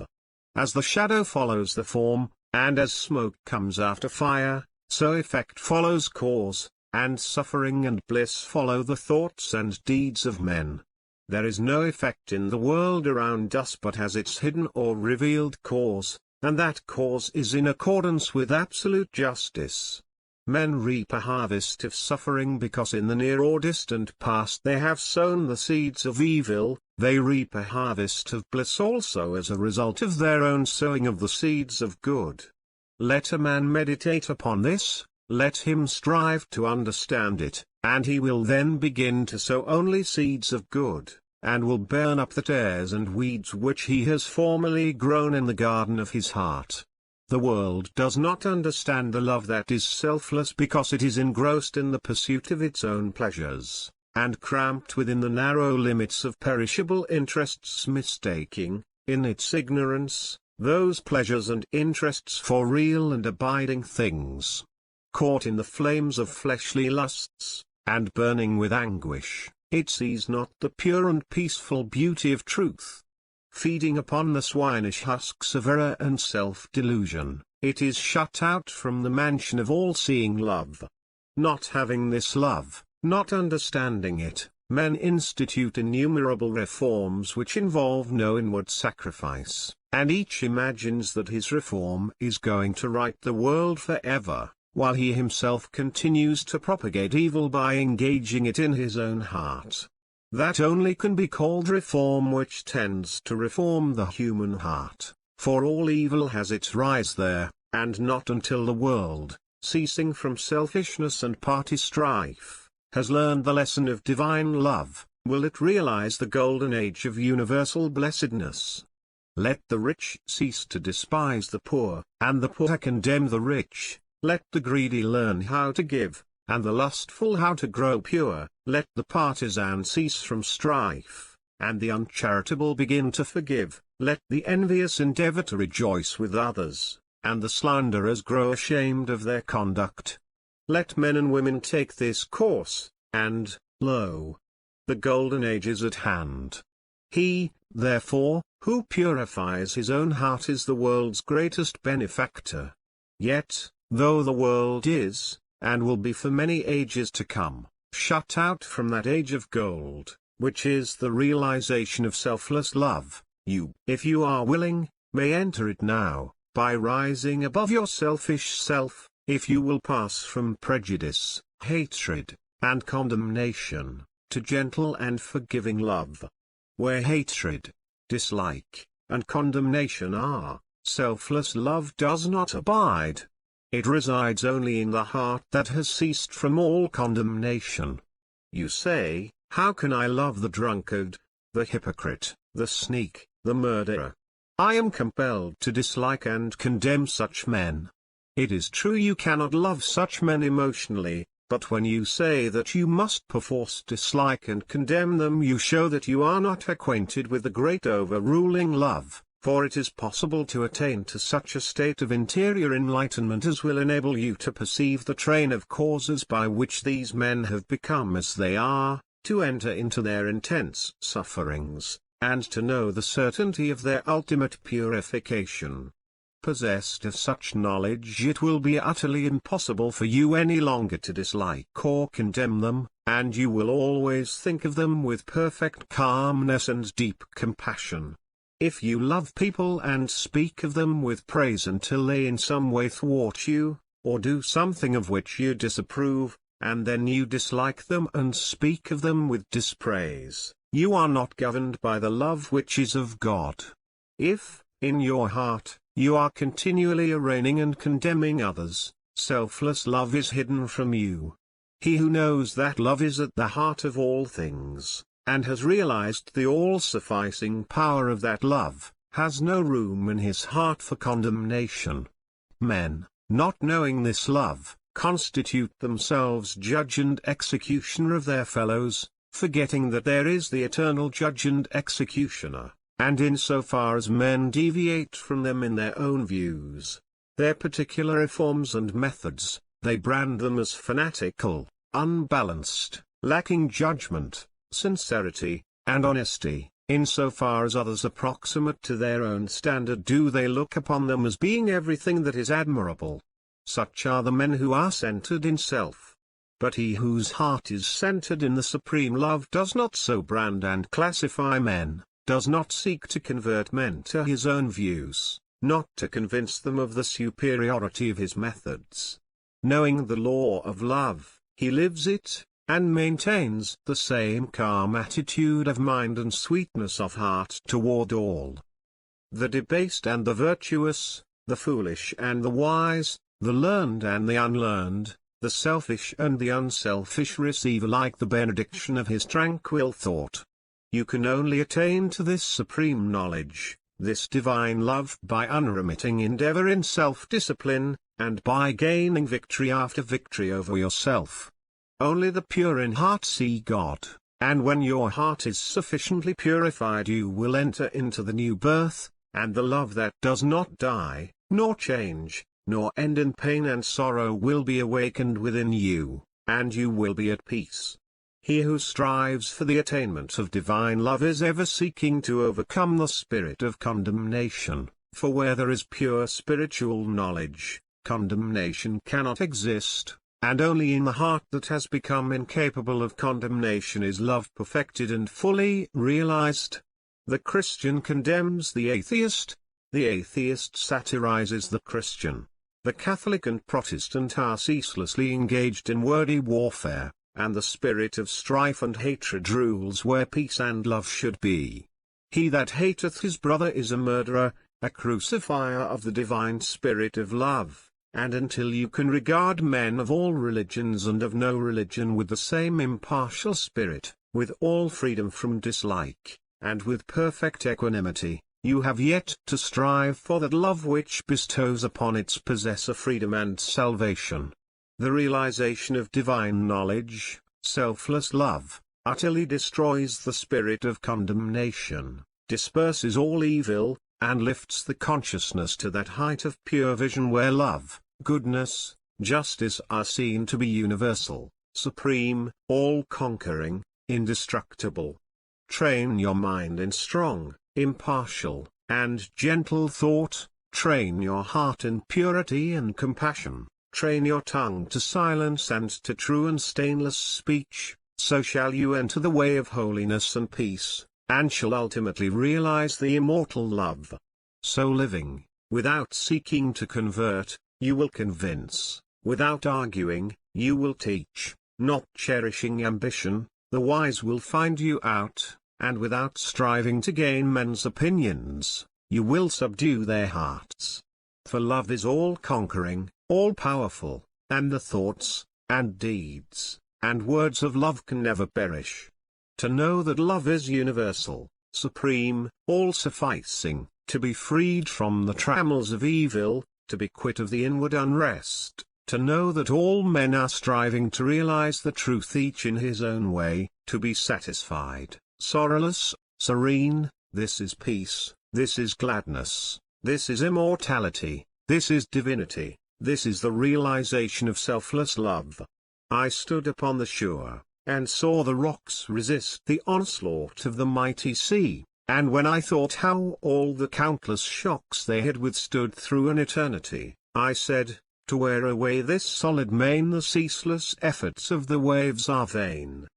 But when I thought how they the rocks had rent, and saw the sand and shingles at my feet poor passive remnants of resistance spent, tumbled and tossed where they the waters meet, then saw I ancient landmarks neath the waves, and knew the waters held the stones their slaves. I saw the mighty work the waters wrought by patient softness and unceasing flow, how they the proudest promontory brought unto their feet, and massy hills lay low, how the soft drops the adamantine wall conquered at last, and brought it to its fall. And then I knew that hard, resisting sin should yield at last to love's soft ceaseless roll coming and going, ever flowing in upon the proud rocks of the human soul, that all resistance should be spent and past, and every heart yield unto it at last. 5. Entering into the infinite. From the beginning of time, man, in spite of his bodily appetites and desires, in the midst of all his clinging to earthly and impermanent things, has ever been intuitively conscious of the limited, transient, and illusionary nature of his material existence, and in his sane and silent moments has tried to reach out into a comprehension of the infinite, and has turned with tearful aspiration toward the restful reality of the eternal heart. While vainly imagining that the pleasures of earth are real and satisfying, pain and sorrow continually remind him of their unreal and unsatisfying nature. Ever striving to believe that complete satisfaction is to be found in material things, he is conscious of an inward and persistent revolt against this belief, which revolt is at once a refutation of his essential mortality, and an inherent and imperishable proof that only in the immortal, the eternal, the infinite can he find abiding satisfaction and unbroken peace. And here is the common ground of faith, here the root and spring of all religion, here the soul of brotherhood and the heart of love, that man is essentially and spiritually divine and eternal, and that, immersed in mortality and troubled with unrest, he is ever striving to enter into a consciousness of his real nature. The spirit of man is inseparable from the infinite, and can be satisfied with nothing short of the infinite, and the burden of pain will continue to weigh upon man's heart, and there shadows of sorrow to darken his pathway until, ceasing from his wanderings in the dream world of matter, he comes back to his home in the reality of the eternal. As the smallest drop of water detached from the ocean contains all the qualities of the ocean, so man, detached in consciousness from the infinite, contains within him its likeness, and as the drop of water must, by the law of its nature, ultimately find its way back to the ocean and lose itself in its silent depths, so must man, by the unfailing law of his nature, at last return to his source, and lose himself in the great ocean of the infinite. To re-become one with the infinite is the goal of man. To enter into perfect harmony with the eternal law is wisdom, love and peace. But this divine state is, and must ever be, incomprehensible to the merely personal. Personality, separateness, selfishness are one and the same, and are the antithesis of wisdom and divinity. By the unqualified surrender of the personality, separateness and selfishness cease, and man enters into the possession of his divine heritage of immortality and infinity. Such surrender of the personality is regarded by the worldly and selfish mind as the most grievous of all calamities, the most irreparable loss, yet it is the one supreme and incomparable blessing, the only real and lasting gain. The mind unenlightened upon the inner laws of being, and upon the nature and destiny of its own life, clings to transient appearances, things which have in them no enduring substantiality, and so clinging, perishes, for the time being, amid the shattered wreckage of its own illusions. Men cling to and gratify the flesh as though it were going to last forever, and though they try to forget the nearness and inevitability of its dissolution, the dread of death and of the loss of all that they cling to clouds their happiest hours, and the chilling shadow of their own selfishness follows them like a remorseless spectre. And with the accumulation of temporal comforts and luxuries, the divinity within men is drugged, and they sink deeper and deeper into materiality, into the perishable life of the senses, and where there is sufficient intellect, theories concerning the immortality of the flesh come to be regarded as infallible truths. When a man's soul is clouded with selfishness in any or every form, he loses the power of spiritual discrimination, and confuses the temporal with the eternal, the perishable with the permanent, mortality with immortality, and error with truth. It is thus that the world has come to be filled with theories and speculations having no foundation in human experience. Every body of flesh contains within itself, from the hour of birth, the elements of its own destruction, and by the unalterable law of its own nature must it pass away. The perishable in the universe can never become permanent, the permanent can never pass away, the mortal can never become immortal, the immortal can never die, the temporal cannot become eternal nor the eternal become temporal, appearance can never become reality, nor reality fade into appearance, error can never become truth, nor can truth become error. Man cannot immortalize the flesh, but, by overcoming the flesh, by relinquishing all its inclinations, he can enter the region of immortality. God alone hath immortality, and only by realizing the God state of consciousness does man enter into immortality. All nature in its myriad forms of life is changeable, impermanent, unenduring. Only the informing principle of nature endures. Nature is many, and is marked by separation. The informing principle is one, and is marked by unity. By overcoming the senses and the selfishness within, which is the overcoming of nature, man emerges from the chrysalis of the personal and illusory, and wings himself into the glorious light of the impersonal, the region of universal truth, out of which all perishable forms come. Let men, therefore, practice self-denial, let them conquer their animal inclinations, let them refuse to be enslaved by luxury and pleasure. Let them practice virtue, and grow daily into higher and ever higher virtue, until at last they grow into the divine, and enter into both the practice and the comprehension of humility, meekness, forgiveness, compassion, and love, which practice and comprehension constitute divinity. Goodwill gives insight, and only he who has so conquered his personality that he has but one attitude of mind, that of goodwill, toward all creatures, is possessed of divine insight, and is capable of distinguishing the true from the false. The supremely good man is, therefore, the wise man, the divine man, the enlightened seer, the knower of the eternal. Where you find unbroken gentleness, enduring patience, sublime lowliness, graciousness of speech, self-control, self-forgetfulness, and deep and abounding sympathy, look there for the highest wisdom, seek the company of such a one, for he has realized the divine, he lives with the eternal, he has become one with the infinite. Believe not him that is impatient, given to anger, boastful, who clings to pleasure and refuses to renounce his selfish gratifications, and who practices not goodwill and far-reaching compassion, for such a one hath not wisdom, vain is all his knowledge, and his works and words will perish, for they are grounded on that which passes away. Let a man abandon self, let him overcome the world, let him deny the personal, by this pathway only can he enter into the heart of the infinite.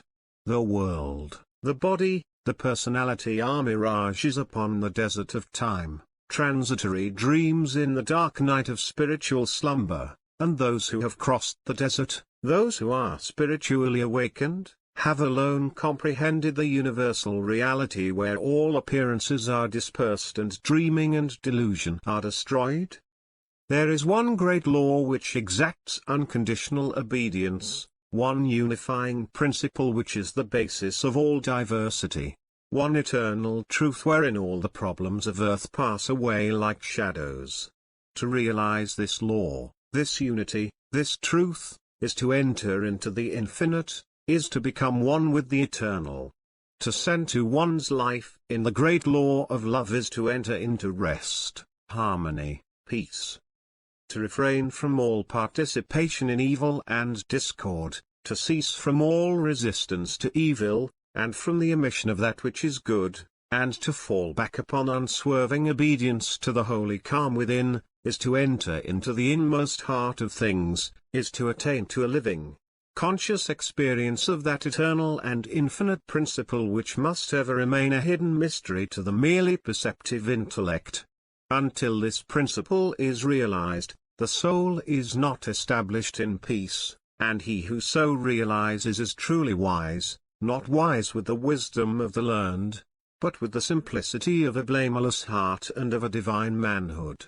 To enter into a realization of the infinite and eternal is to rise superior to time, and the world, and the body, which comprise the kingdom of darkness, and is to become established in immortality, heaven, and the spirit, which make up the empire of light. Entering into the infinite is not a mere theory or sentiment. It is a vital experience which is the result of assiduous practice in inward purification. When the body is no longer believed to be, even remotely, the real man, when all appetites and desires are thoroughly subdued and purified, when the emotions are rested and calm, and when the oscillation of the intellect ceases and perfect poise is secured, then, and not till then, does consciousness become one with the infinite. Not until then is childlike wisdom and profound peace secured. Men grow weary and grey over the dark problems of life, and finally pass away and leave them unsolved because they cannot see their way out of the darkness of the personality, being too much engrossed in its limitations. Seeking to save his personal life, man forfeits the greater impersonal life in truth. Clinging to the perishable, he is shut out from a knowledge of the eternal. By the surrender of self all difficulties are overcome, and there is no error in the universe but the fire of inward sacrifice will burn it up like chaff. No problem, however great, but will disappear like a shadow under the searching light of self-abnegation. Problems exist only in our own self-created illusions, and they vanish away when self is yielded up. Self and error are synonymous. Error is involved in the darkness of unfathomable complexity, but eternal simplicity is the glory of truth. Love of self shuts men out from truth, and seeking their own personal happiness they lose the deeper, purer, and more abiding bliss. Says Carlyle, there is in man a higher than love of happiness. He can do without happiness, and instead thereof find blessedness. Love not pleasure, love God. This is the everlasting yea, wherein all contradiction is solved, wherein whoso walks and works, it is well with him.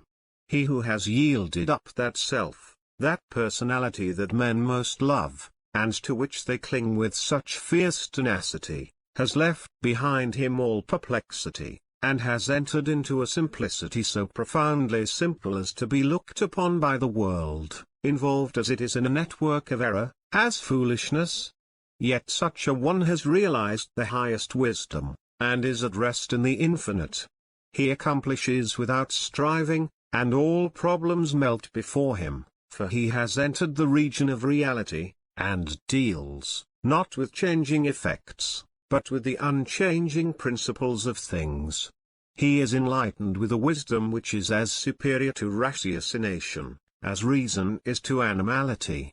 Having yielded up his lusts, his errors, his opinions and prejudices, he has entered into possession of the knowledge of God, having slain the selfish desire for heaven, and along with it the ignorant fear of hell, having relinquished even the love of life itself, he has gained supreme bliss and life eternal, the life which bridges life and death, and knows its own immortality. Having yielded up all without reservation, he has gained all, and rests in peace on the bosom of the infinite. Only he who has become so free from self as to be equally content to be annihilated as to live, or to live as to be annihilated, is fit to enter into the infinite. Only he who, ceasing to trust his perishable self, has learned to trust in boundless measure the great law, the supreme good, is prepared to partake of undying bliss. For such a one there is no more regret, nor disappointment, nor remorse, for where all selfishness has ceased these sufferings cannot be, and whatever happens to him he knows that it is for his own good, and he is content, being no longer the servant of self, but the servant of the Supreme. He is no longer affected by the changes of earth, and when he hears of wars and rumors of wars his peace is not disturbed, and where men grow angry and cynical and quarrelsome, he bestows compassion and love. Though appearances may contradict it, he knows that the world is progressing, and that through its laughing and its weeping, through its living and its keeping, through its follies and its labors, weaving in and out of sight, to the end from the beginning, through all virtue and all sinning, reeled from God's great spool of progress, runs the golden thread of light. When a fierce storm is raging none are angered about it, because they know it will quickly pass away, and when the storms of contention are devastating the world, the wise man, looking with the eye of truth and pity, knows that it will pass away, and that out of the wreckage of broken hearts which it leaves behind the immortal temple of wisdom will be built. Sublimely patient, infinitely compassionate, deep, silent, and pure, his very presence is a benediction, and when he speaks men ponder his words in their hearts, and by them rise to higher levels of attainment. Such is he who has entered into the infinite, who by the power of utmost sacrifice has solved the sacred mystery of life. Questioning life and destiny and truth, I sought the dark and labyrinthine Sphinx, who spake to me this strange and wondrous thing: concealment only lies in blinded eyes, and God alone can see the form of God. I sought to solve this hidden mystery vainly by paths of blindness and of pain, but when I found the way of love and peace, concealment ceased, and I was blind no more. Then saw I God e'en with the eyes of God. 6. Saints, sages, and saviors, the law of service. The spirit of love which is manifested as a perfect and rounded life, is the crown of being and the supreme end of knowledge upon this earth. The measure of a man's truth is the measure of his love, and truth is far removed from him whose life is not governed by love.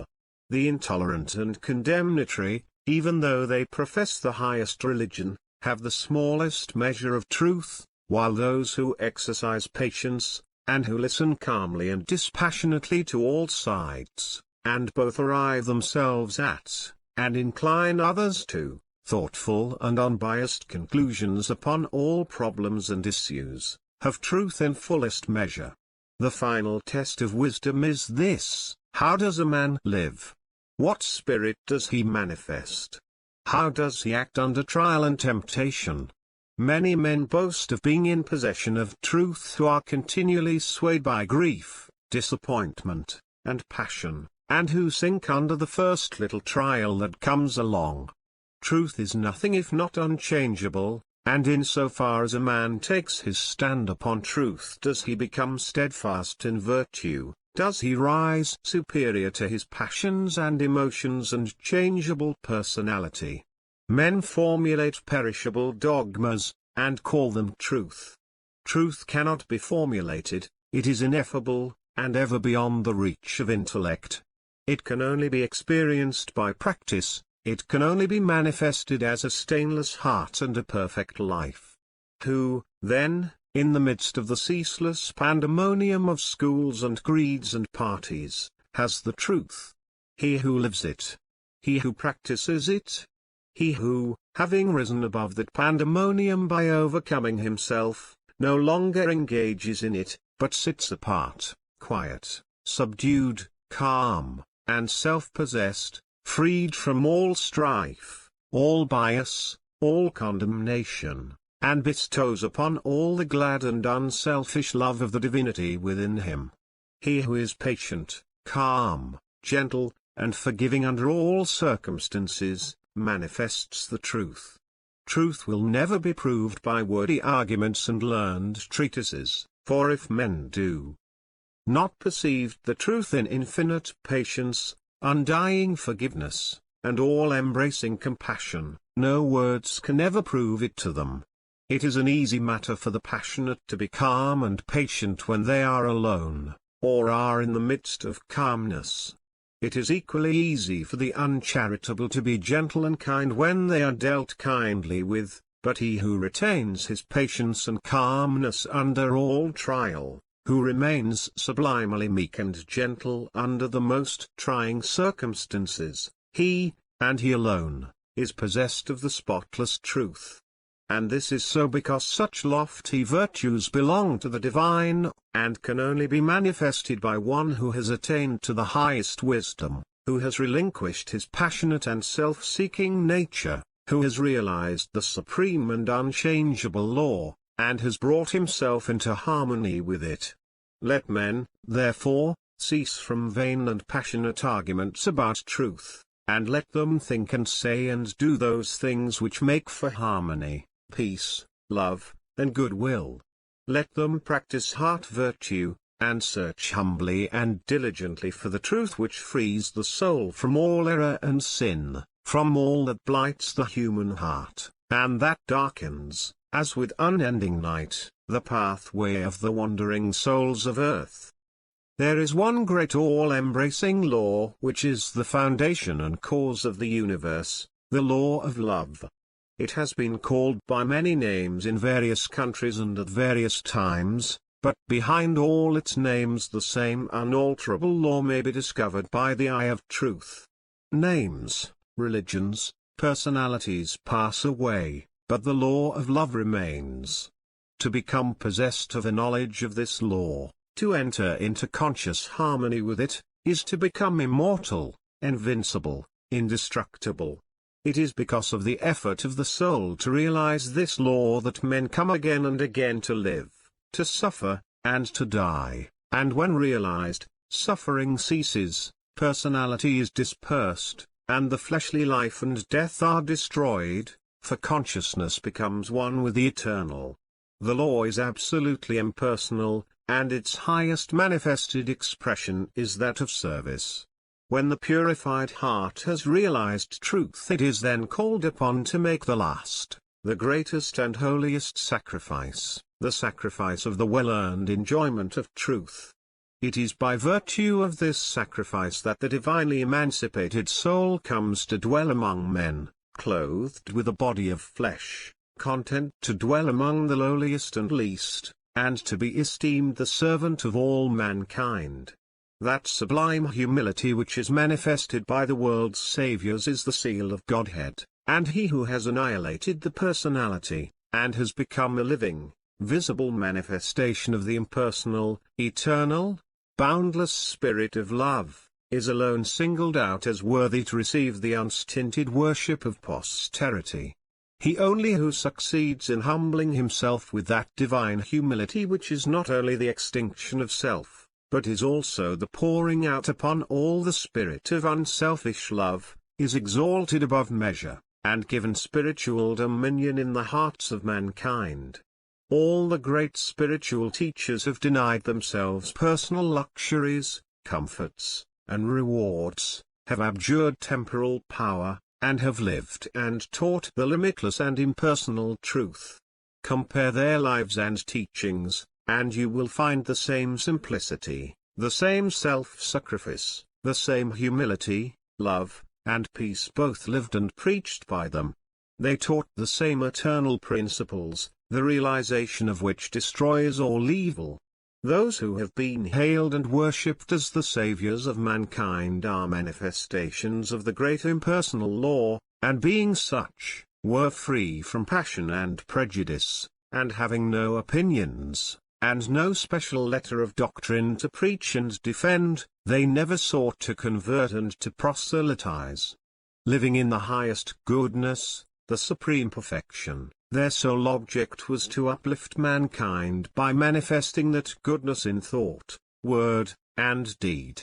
They stand between man the personal and God the impersonal, and serve as exemplary types for the salvation of self-enslaved mankind. Men who are immersed in self, and who cannot comprehend the goodness that is absolutely impersonal, deny divinity to all saviors except their own, and thus introduce personal hatred and doctrinal controversy, and, while defending their own particular views with passion, look upon each other as being heathens or infidels, and so render null and void, as far as their lives are concerned, the unselfish beauty and holy grandeur of the lives and teachings of their own masters. Truth cannot be limited, it can never be the special prerogative of any man, school, or nation, and when personality steps in, truth is lost. The glory alike of the saint, the sage, and the Saviour is this, that he has realized the most profound lowliness, the most sublime unselfishness, having given up all, even his own personality. All his works are holy and enduring, for they are freed from every taint of self. He gives, yet never thinks of receiving. He works without regretting the past or anticipating the future, and never looks for reward. When the farmer has tilled and dressed his land and put in the seed, he knows that he has done all that he can possibly do, and that now he must trust to the elements, and wait patiently for the course of time to bring about the harvest, and that no amount of expectancy on his part will affect the result. Even so, he who has realized truth goes forth as a sower of the seeds of goodness, purity, love and peace, without expectancy, and never looking for results, knowing that there is the great overruling law which brings about its own harvest in due time, and which is alike the source of preservation and destruction. Men, not understanding the divine simplicity of a profoundly unselfish heart, look upon their particular Saviour as the manifestation of a special miracle, as being something entirely apart and distinct from the nature of things, and as being, in his ethical excellence, eternally unapproachable by the whole of mankind.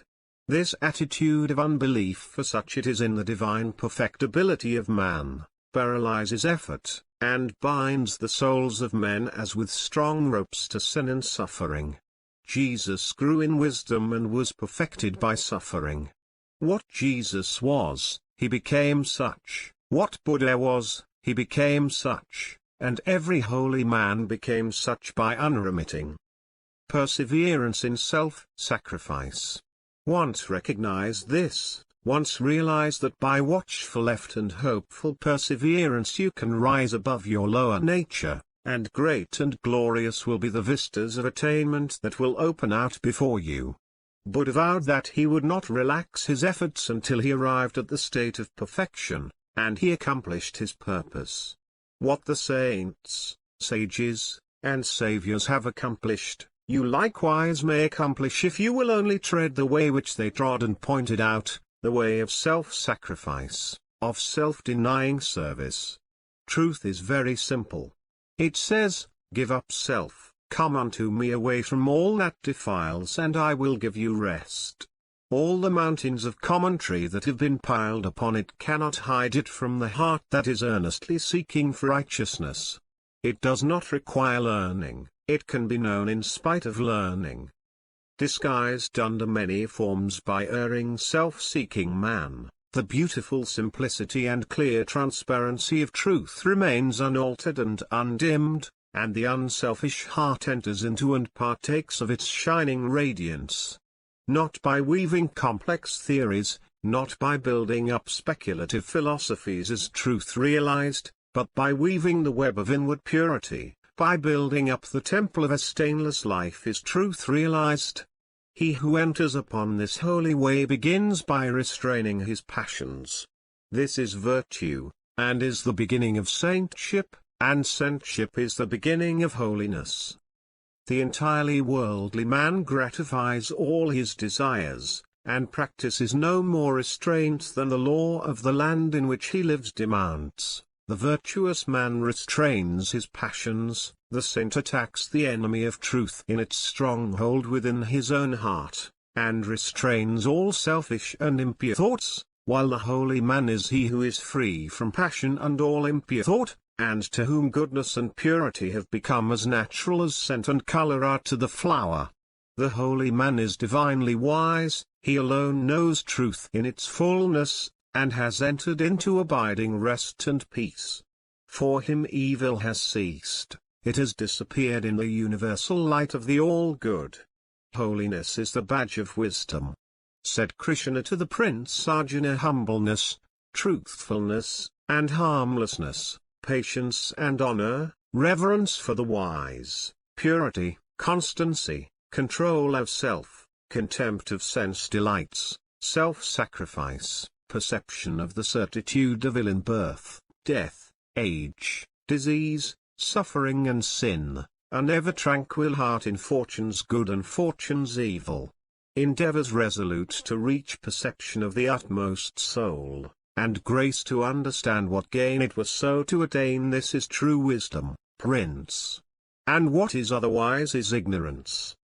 Whoever fights ceaselessly against his own selfishness, and strives to supplant it with all-embracing love, is a saint, whether he live in a cottage or in the midst of riches and influence, or whether he preaches or remains obscure. To the worldling, who is beginning to aspire towards higher things, the saint, such as a sweet Saint Francis of Assisi, or a conquering Saint Anthony, is a glorious and inspiring spectacle. To the saint, an equally enrapturing sight is that of the sage, sitting serene and holy, the conqueror of sin and sorrow, no more tormented by regret and remorse, and whom even temptation can never reach. And yet even the sage is drawn on by a still more glorious vision, that of the Saviour actively manifesting his knowledge in selfless works, and rendering his divinity more potent for good by sinking himself in the throbbing, sorrowing, aspiring heart of mankind. And this only is true service: to forget oneself in love towards all, to lose oneself in working for the whole. O thou vain and foolish man, who thinkest that thy many works can save thee, who, chained to all error, talkest loudly of thyself, thy work, and thy many sacrifices, and magnifiest thine own importance. Know this, that though thy fame fill the whole earth, all thy work shall come to dust, and thou thyself be reckoned lower than the least in the kingdom of truth. Only the work that is impersonal can live. The works of self are both powerless and perishable. Where duties, howsoever humble, are done without self-interest, and with joyful sacrifice, there is true service and enduring work. Where deeds, however brilliant and apparently successful, are done from love of self, there is ignorance of the law of service, and the work perishes. It is given to the world to learn one great and divine lesson, the lesson of absolute unselfishness. The saints, sages, and saviors of all time are they who have submitted themselves to this task, and have learned and lived it. All the scriptures of the world are framed to teach this one lesson. All the great teachers reiterate it.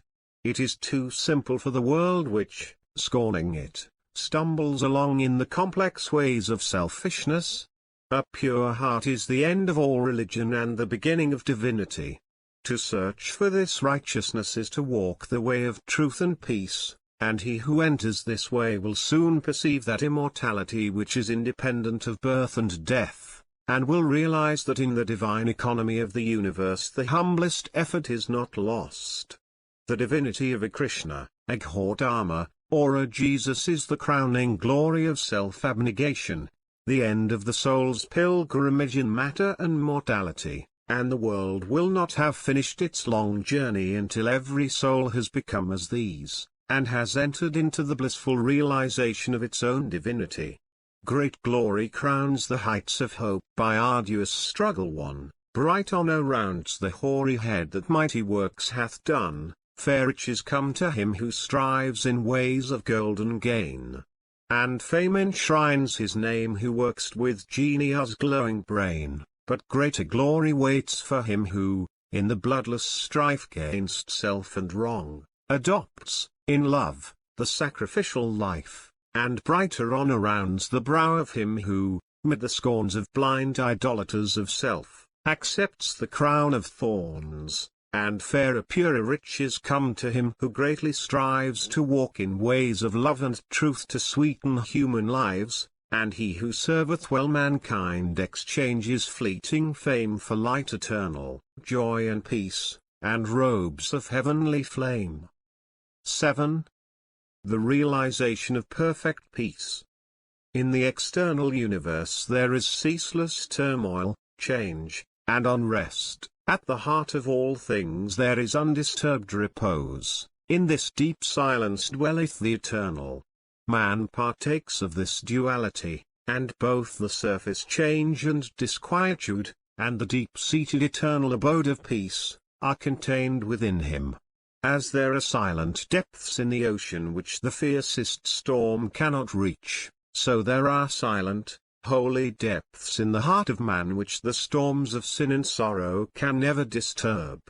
To reach this silence and to live consciously in it is peace.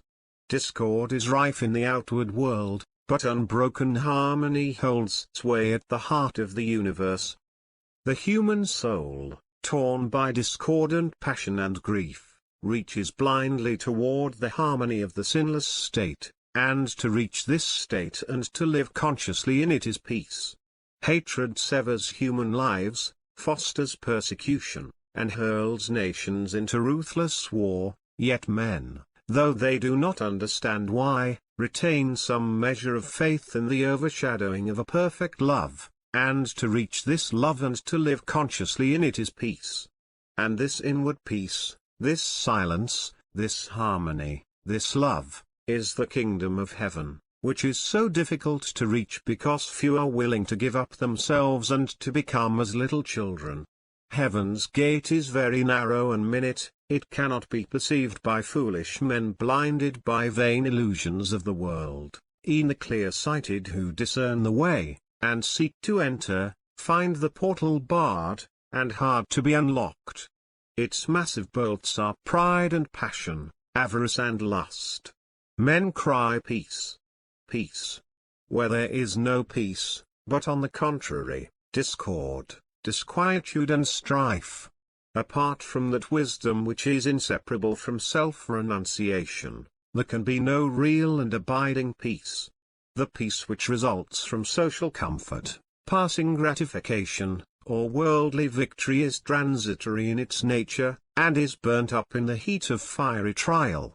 Only the peace of heaven endures through all trial, and only the selfless heart can know the peace of heaven. Holiness alone is undying peace. Self-control leads to it, and the ever-increasing light of wisdom guides the pilgrim on his way. It is partaken of in a measure as soon as the path of virtue is entered upon, but it is only realized in its fullness when self disappears in the consummation of a stainless life. This is peace, to conquer love of self and lust of life, to tear deep-rooted passion from the heart, to still the inward strife. If, O reader, you would realize the light that never fades, the joy that never ends, and the tranquility that cannot be disturbed, if you would leave behind forever your sins, your sorrows, your anxieties and perplexities, if, I say, you would partake of this salvation, this supremely glorious life, then conquer yourself. Bring every thought, every impulse, every desire into perfect obedience to the divine power resident within you. There is no other way to peace but this, and if you refuse to walk it, your much praying and your strict adherence to ritual will be fruitless and unavailing, and neither gods nor angels can help you. Only to him that overcometh is given the white stone of the regenerate life, on which is written the new and ineffable name.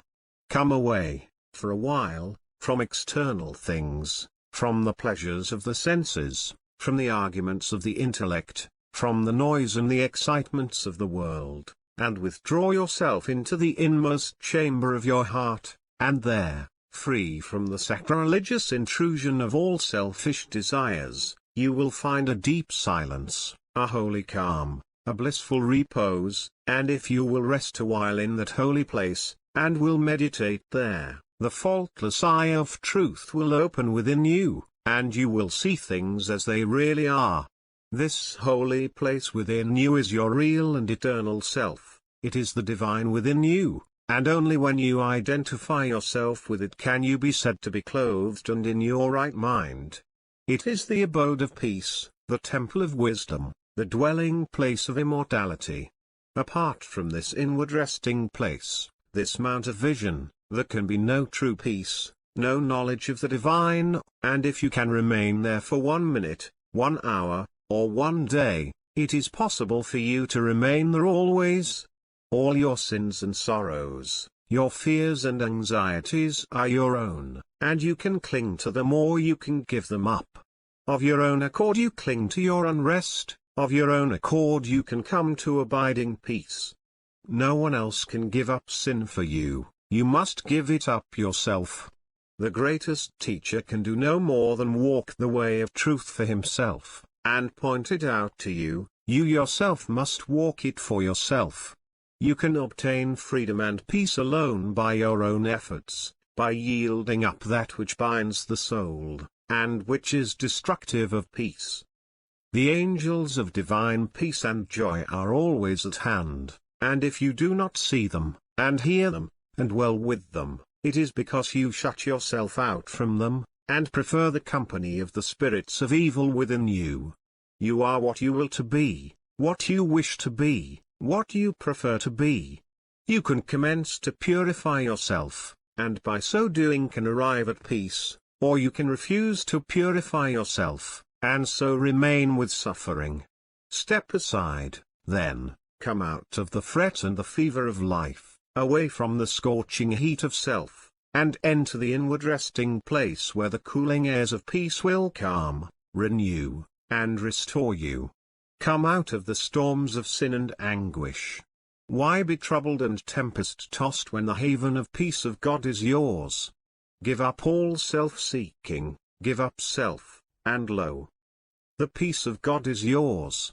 Subdue the animal within you, conquer every selfish uprising, every discordant voice, transmute the base metals of your selfish nature into the unalloyed gold of love, and you shall realize the life of perfect peace. Thus subduing, thus conquering, thus transmuting, you will, O reader, while living in the flesh, cross the dark waters of mortality, and will reach that shore upon which the storms of sorrow never beat, and where sin and suffering and dark uncertainty cannot come. Standing upon that shore, holy, compassionate, awakened, and self-possessed and glad with unending gladness, you will realize that never the Spirit was born, the Spirit will cease to be never, never was time it was not, end and beginning are dreams, birthless and deathless and changeless remaineth the Spirit forever, death hath not touched it at all, dead though the house of it seems. You will then know the meaning of sin, of sorrow, of suffering, and that the end thereof is wisdom, will know the cause and the issue of existence. And with this realization you will enter into rest, for this is the bliss of immortality, this the unchangeable gladness, this the untrammeled knowledge, undefiled wisdom, and undying love, this, and this only, is the realization of perfect peace. O thou who wouldst teach men of truth! Hast thou passed through the desert of doubt? Art thou purged by the fires of sorrow? Hath ruth the fiends of opinion cast out of thy human heart? Is thy soul so fair that no false thought can ever harbour thee? O thou who wouldst teach men of love! Hast thou passed through the place of despair? Hast thou wept through the dark night of grief? Does it move now freed from its sorrow and care thy human heart to pitying gentleness, looking on wrong, and hate, and ceaseless stress? O thou who wouldst teach men of peace! Hast thou crossed the wide ocean of strife? Hast thou found on the shores of the silence, release from all the wild unrest of life? From thy human heart hath all striving gone, leaving but truth, and love, and peace alone? This is the end of From Poverty to Power, by James Allen.